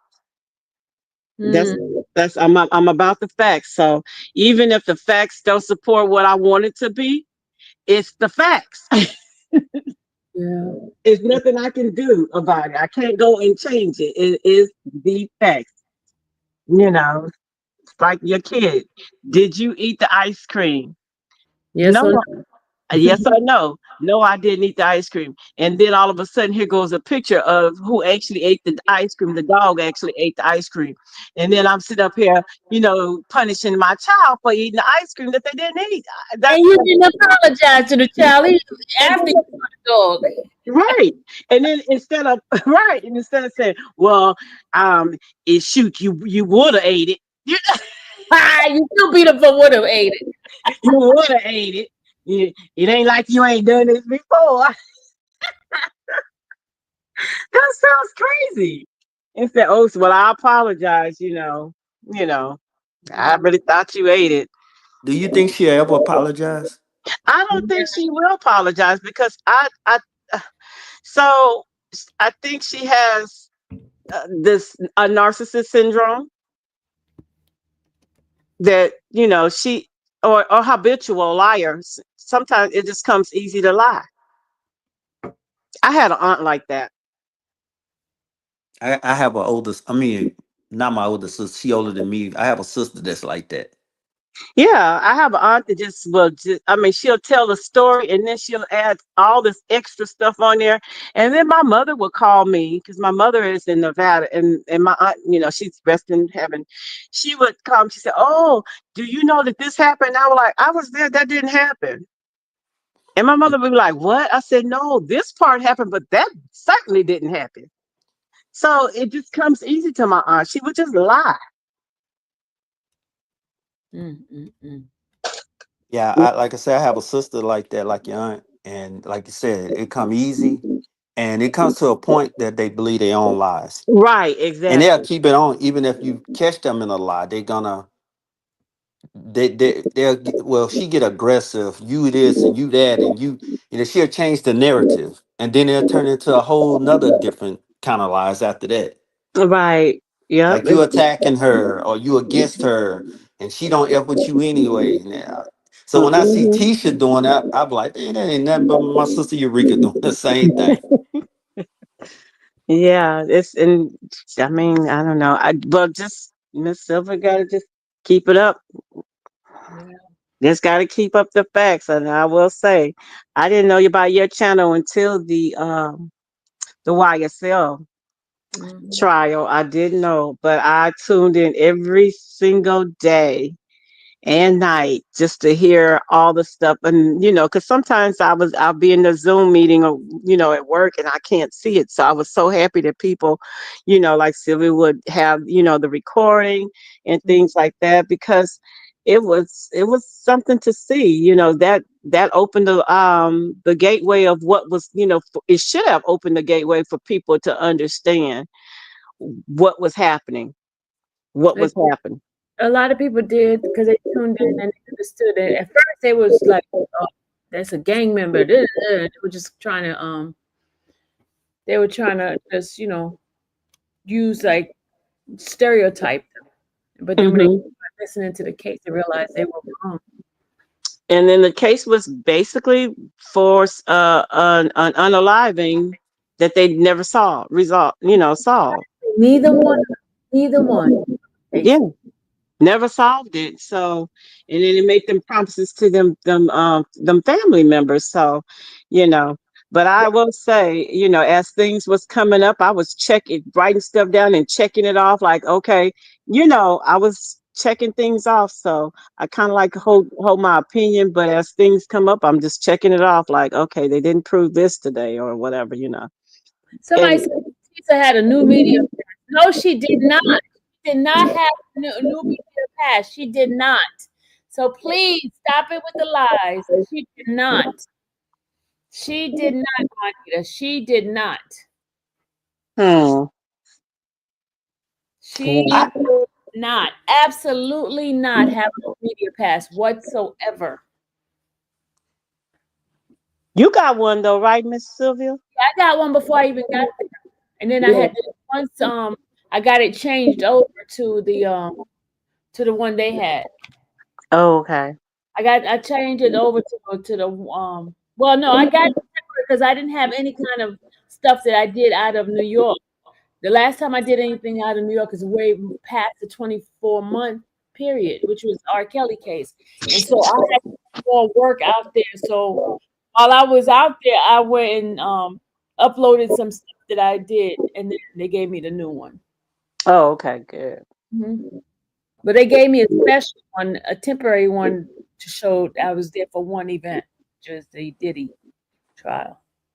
Mm-hmm.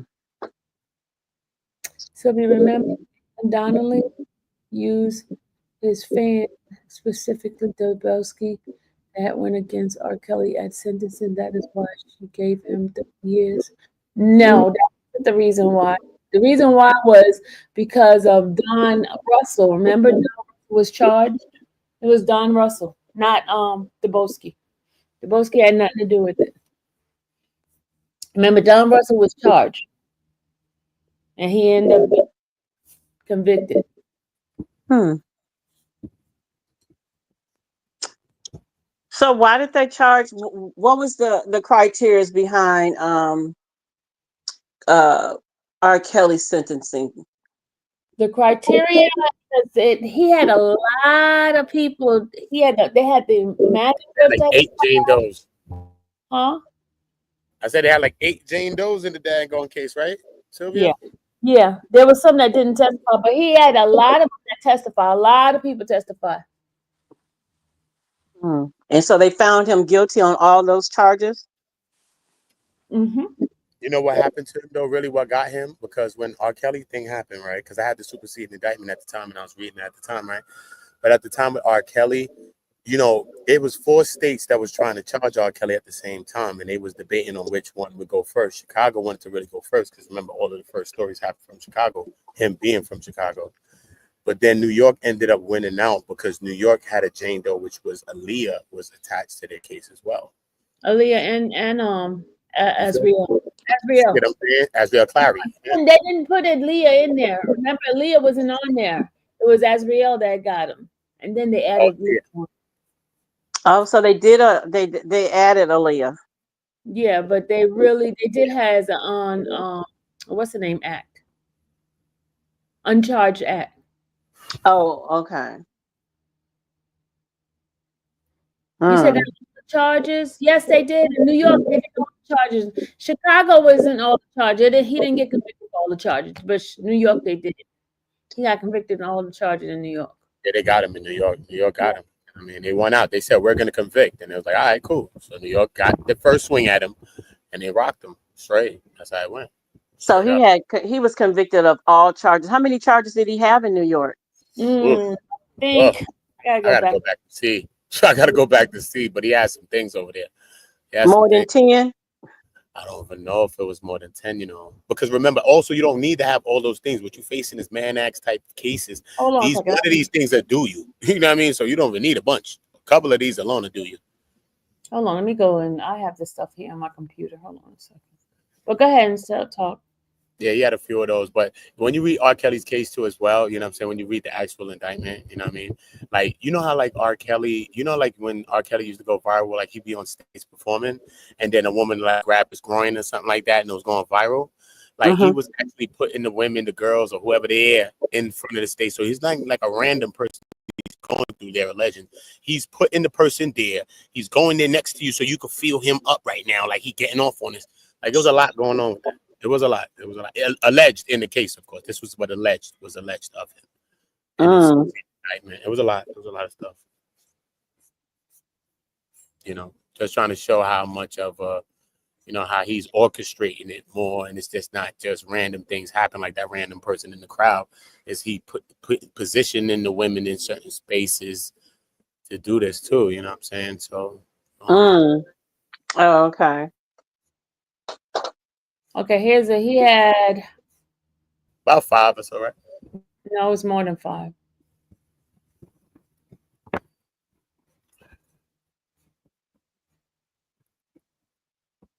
He had 11. I mean, hold on, I'm trying Like to 9, 10 Jane Does. So you gotta have, you know what I mean? Yeah. So there was a lot of Jane Does in that case. There was a lot of Jane Does, man. A lot of people. not even gonna hold you. It's a lot of stories. One story about a woman saying like he like, yo, nah, you gonna do this and all this and all type of. Sorry, y'all. Hold on a second. You know, all alleged, of course, all alleged. But they was alleging that, you know what I mean? Like he was kind of like, forcing the women or whatever, and alleging that. Well, it wouldn't be alleged now because he was convicted of it, right? Yeah, but yeah, yeah, he Yeah. was convicted of the case. He was convicted of the case, but sometimes you convicted of the case, that don't mean you're guilty of all the elements. So this is what the prosecution alleged regardless against him. So regardless, you know what you know he did. You know what I'm saying? Yeah. But, at the time when I was reading it, that's how I was thinking about it. Yeah, it was a lot though. It was a lot. It's a lot with R. Kelly. You know what I mean? It was a lot.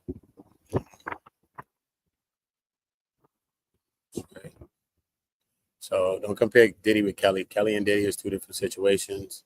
It's two different stories. I don't like when people compare the two. It's two different stories. You know what I mean? For real. You know, right now, at the time where we stand at right now, Diddy's guilty of tuition. Tuition is happening every day in America and around the world. You know what I mean? Whether wrong or right. Whether you think he got away or you think whatever. Right now, he didn't get away because he still got 2 charges and 2 counts that he didn't, and they're federal counts. So he didn't get away with nothing right now. You still got to get sentenced. You still got to wait for that. You know what I'm saying? So, and I'm sure he's going to appeal because he doesn't want that on his record. But I mean, I guess it wouldn't stop him from doing business in other countries and stuff like that. It just have some parameters or what have you. This is what I'm saying. So, Yeah. at the end of the day, So Cal. the IG models, I mean, what's going to be put around them because these IG models ain't going to be able to do a whole lot no more. I say Diddy need help. You know what I'm saying? That's what I said. I said Diddy needs help. They say he's in there doing some therapy, some rehab. I'm not saying that these things are help everything or nothing, but I'm saying he needs to be a beat. He needs to step up. He needs to stand against violence in such a way that he's a leader in it. He has to do these things. No matter if you get accredited, no matter if don't matter. He has daughters, 4 now, 4 daughters, and he got 4 daughters. So there's no way he's standing behind those actions at that time. Uda, hold on a second. Hey, Spitting Fire. Hello. I just wanted to come on here and because I caught you live and you had a link, so I had to come up when I could. But I wanted to say thank you.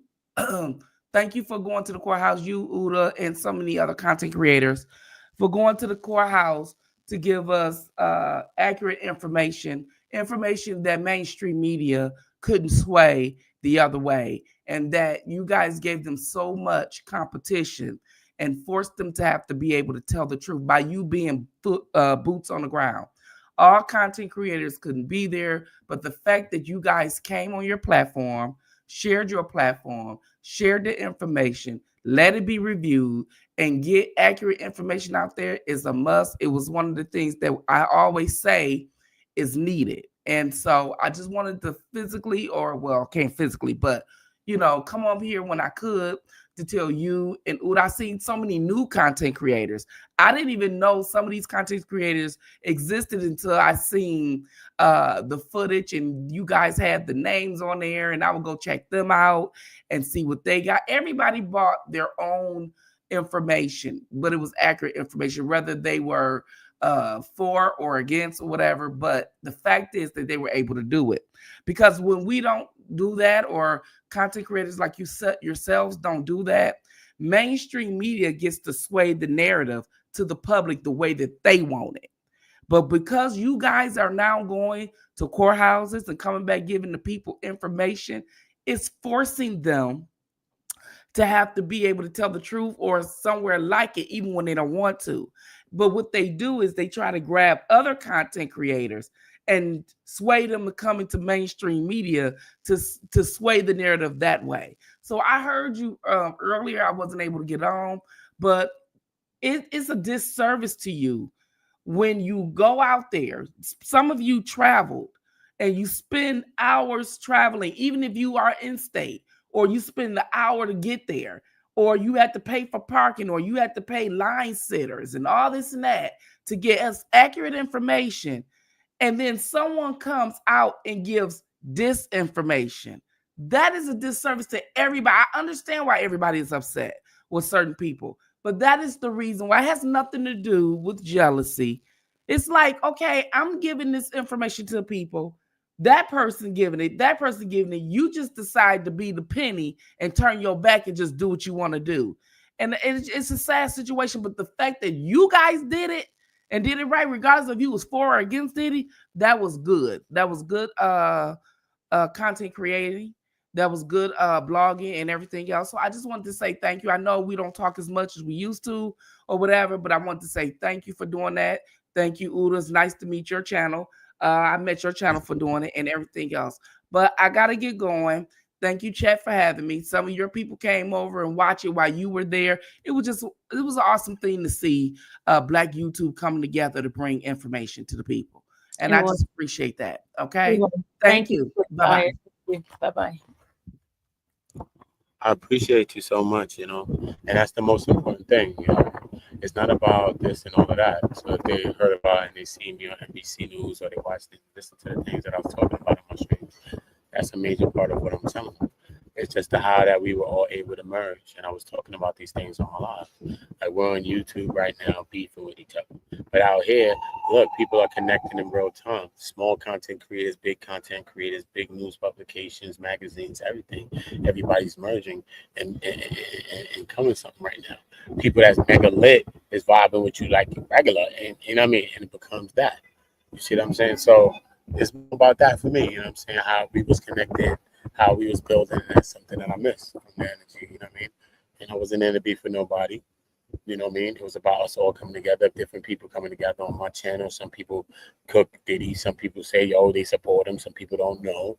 And that's how I run it, you know what I'm saying? Every day I talk with Mama Flip, she cooked Diddy, she don't like it. Sit, she stands for the victims, and every day she's on my stream talking, so it's not like I have a bias, you know what I mean? I stood up for Miss Combs, and I stood up for Cassie's mom, too. So, and I stood up for Justin's mom. So it didn't matter. You know what I'm saying? And she got her own position towards Diddy and anybody else. So it doesn't matter. You know what I mean? So it's just about us building. But we most definitely got to keep the integrity. We most definitely got to keep the truth going. You know what I'm saying? But for me, it's not about me attacking and me bringing us down, even though we wrong. You know what I mean? Because I don't want y'all to do that to me as well. You know what I'm saying? So it's about us. If we feel Tissa's wrong, we got to help her to really, really see this and help her to really just start to change some of this content, or maybe she can apologize for something or something. Maybe, I don't know, because you can't tell nobody what to do. But, as us as brothers and sisters, I'm not trying to bring you down in the same way. Because if you think she's doing that to Diddy or the kids, or she's acting like that, then what better we are going to be in the same breath. So make sure when you're relaying the message is not drowned out by the action or the loud or the voice, because sometimes that's all people see is the way, the container and not the water. You know what I'm saying? They just see the container, bro. There's water in here, it's good for you. So they're going to use all the other things to mask or to say, nah, this person was at me or they hate it. But sometimes a hater will tell you the truth. So what is it, hate or is it the truth? All that matters if something's the truth. So, you know what I mean? If we can understand that, then, you know what I mean? Especially as men, the women let the women do what the women do, and they honor. But us as men, if you want to relay your message, you relay your message in a good way. You know what I'm saying? You ain't got to scream it to her as a woman, Tissa, and all that. Get it to her, though. Get her the message, tell her the truth, tell her lies, and call them out and point them out. You know what I'm saying? But we ain't got to attack each other because, you know what I mean? Even what she said on there was some lies, I feel, when she's saying that people sending her at that time. I don't know if somebody else could have sent her some threats at the times. Your headphone, whatever it is, that's messing up. Is really like wind blowing or something. Okay, so let me mute for a second. All right, hold on, let me mute for a second. Y'all get into it.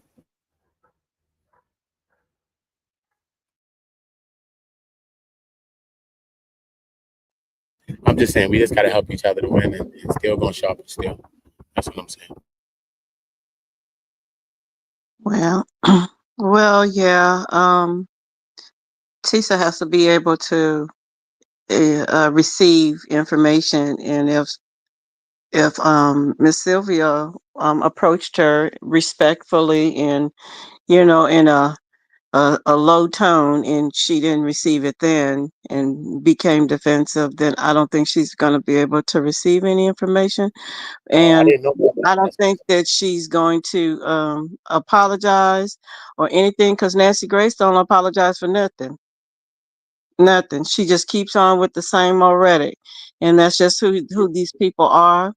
And and I didn't like the going back and forth thing with her. I didn't like that part, but she did kind of disrespect the guy too. Too. It went both ways.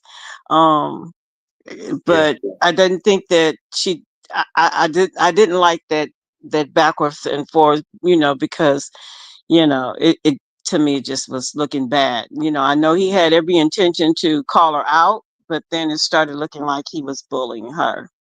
yeah, it came It, across. It come across it, like that, it but he came didn't across threaten that her way. though. But he didn't threaten her in like a physical He way didn't. though. It No, came across that way. it He came said across that way because it, facts. it it made it seem like he was more of the Facts. aggressor. And Yeah, although I didn't feel that I just felt like he called her out. And then I think once she started with that craziness, then out her mouth, you know, that's when it kind of went a little bit more left. I think look, so. but to her credit, he didn't scream that. She actually kept the show rolling the whole time. She kept the show rolling She and didn't did. stop. I She gave her did. credit for that, but she did not stop a beat, miss a beat. She kept going. That's what I took from that element. You know what? I'm gonna make sure if I'm heckled or whatever, make sure I keep the damn show going straight Yeah, because she kept she started dancing definitely and did all that. that. She kept the show going. So, but I don't think she'll ever apologize. And she's probably in everybody's comments and or on everybody's live and everything is in here and all kind of stuff. But it is what it is. She's just gonna come back and weaponize that and call everybody crazy and things like that, like she been doing. I mean, she immediately goes live and she's in people's lives and stuff like that under probably something else, a pseudonym, and she comes back on her thing and starts spewing at other people. So it's just not going to work as far as it's concerned. The only thing that you could do is you could either go follow her if that's what you want to do, or you can just keep the peace with the other people that you find a peace of mind, and be able to find conversations, that can be had, whether it's going to be an agreement or a disagreement, but you have to be able to be respectful in the agreement or disagreement. Yeah, that's what I'm saying. So even as a man, you know what I mean, even as us men or women, you know what I mean, how we convey the message is everything. Cause like you'll talk to a person, right? It could be your family, your brother, sister, anybody. You telling them the absolute truth, but just because you're a little escalated or something like that, you're telling the truth. They trying to take away from the truth because you was a little escalated when you were telling them because you've been trying to tell them 10 times. It doesn't matter that I'm escalated. The truth really matters. So we just got to make sure that we're conveying the truth in a way that is digestible to all parties. You know what I'm saying? We just got to make sure everybody can eat this truth straight. You feel me? Yeah. Especially the person at hand. Hold on a second, Uda. Hey, Sierra. Hey, Sierra. Hi. Hi. I have a question for Uda.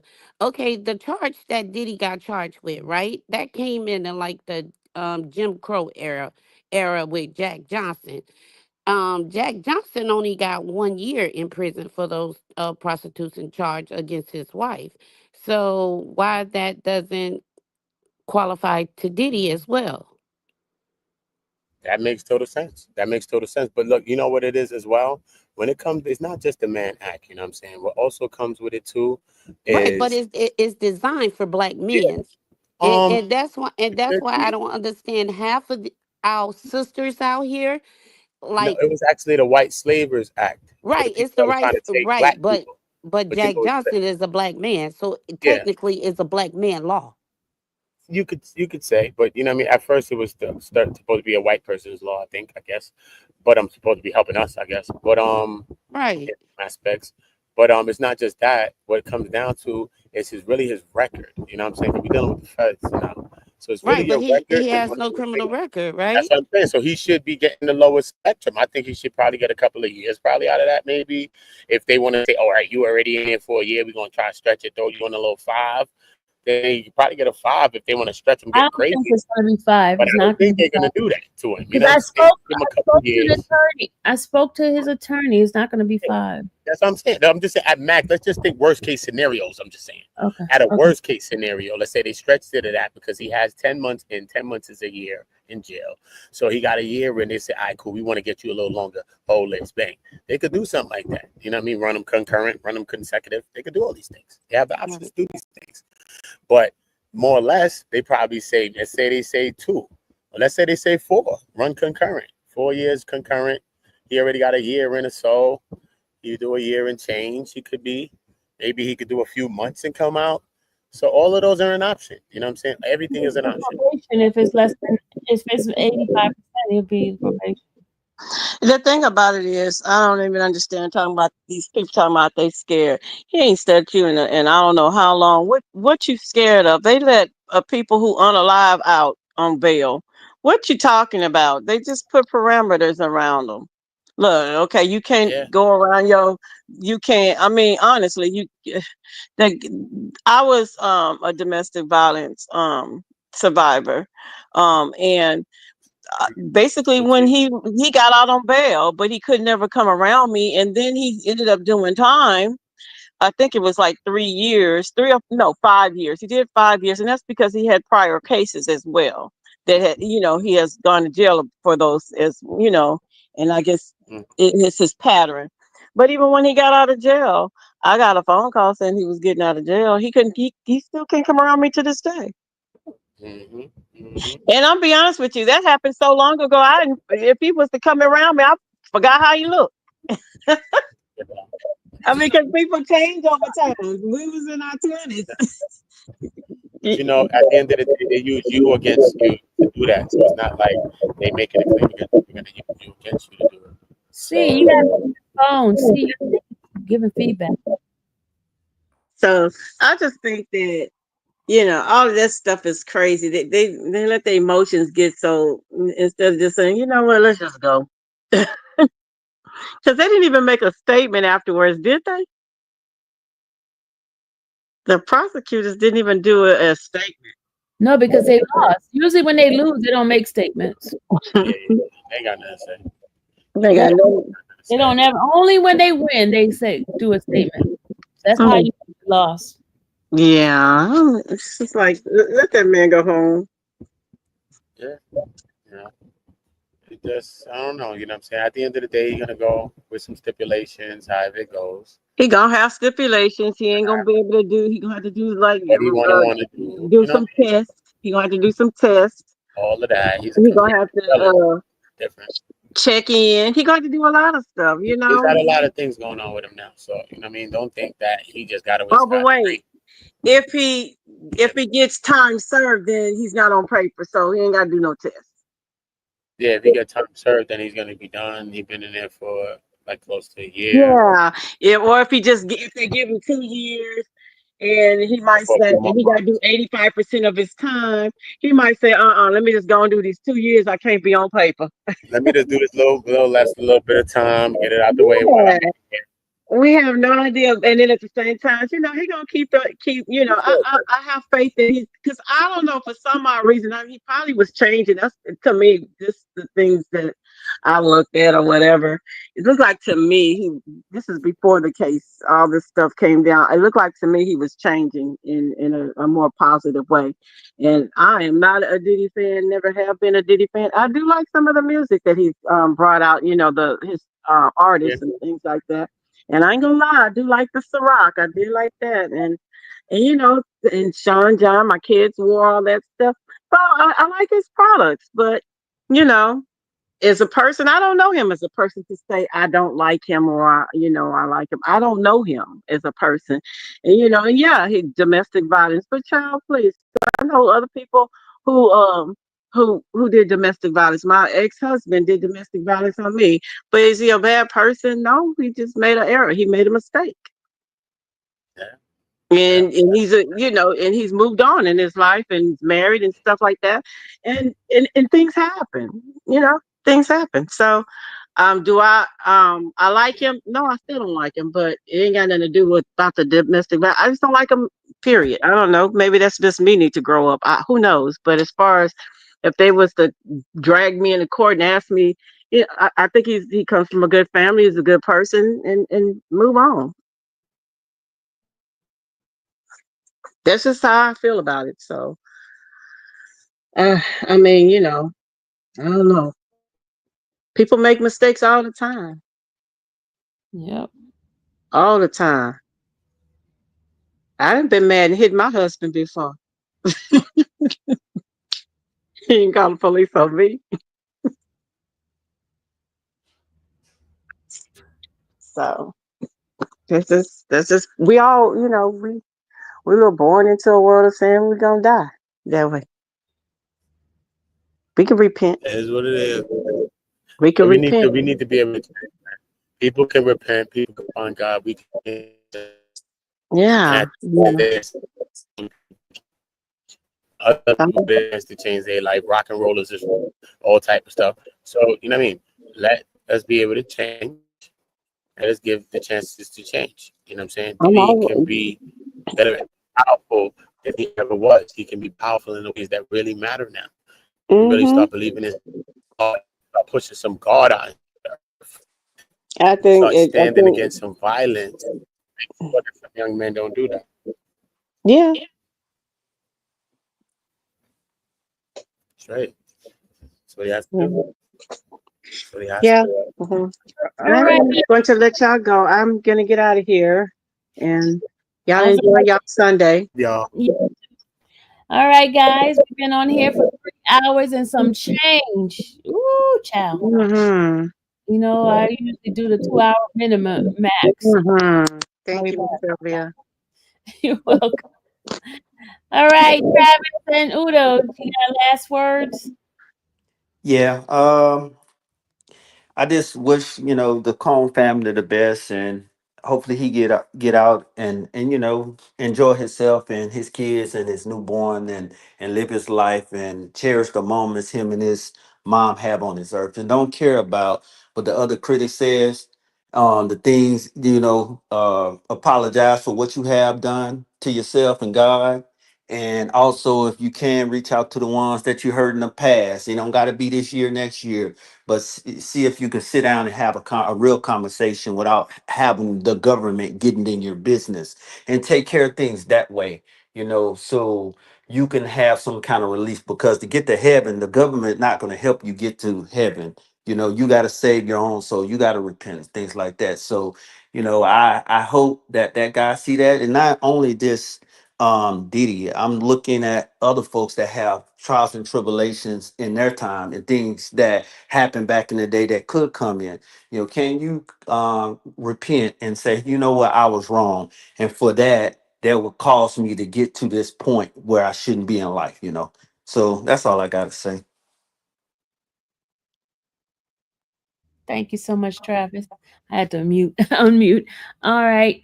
All right, everybody. You guys have a great Sunday afternoon. And I'll see you guys next time. God bless you. May the Lord watch between me and thee while we're absent one from another. Have a great night. Bye.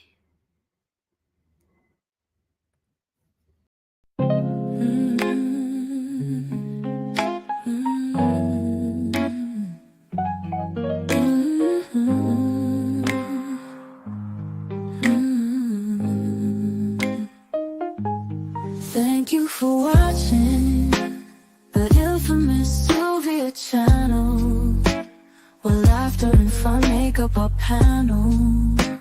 Together we build this digital spree. We appreciate you and our growing family. With mods by our side and chat flowing free in this online space. It's just you and me. We laugh until tears roll down like the rain. In this virtual world, you ease all my pains.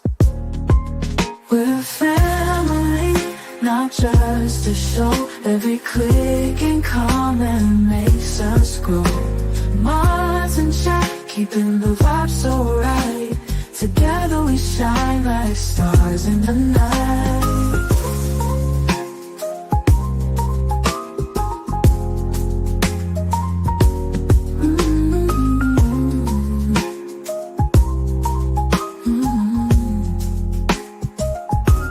We cherish the moments, the highs and lows, from the latest gossip to stories untold. You're more than a viewer, you're part of the crew in this space of ours. It's all because of you. This digital world where emotion is shared, every post and reaction showing we care. The love is real in this virtual domain. With every sign and joys we'll both gain. We're a family, not just a show. Every click and comment makes us grow. Mods and chat, keeping the vibe so right.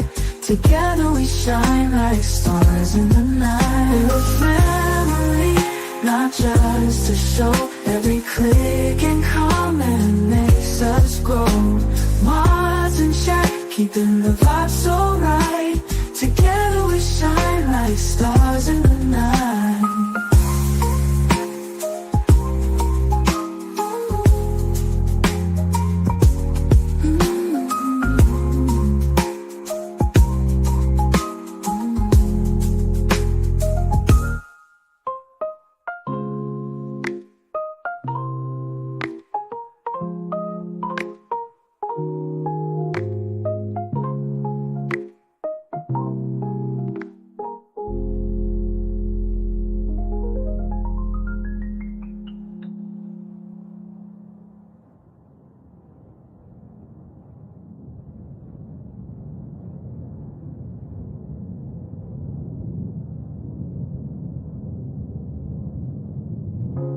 This digital world where emotion is shared, every post and reaction showing we care. The love is real in this virtual domain. With every sign and joy's what we'll gain. We're a family, not just a show. Every click and comment makes us grow. Mods and chat, keeping the vibe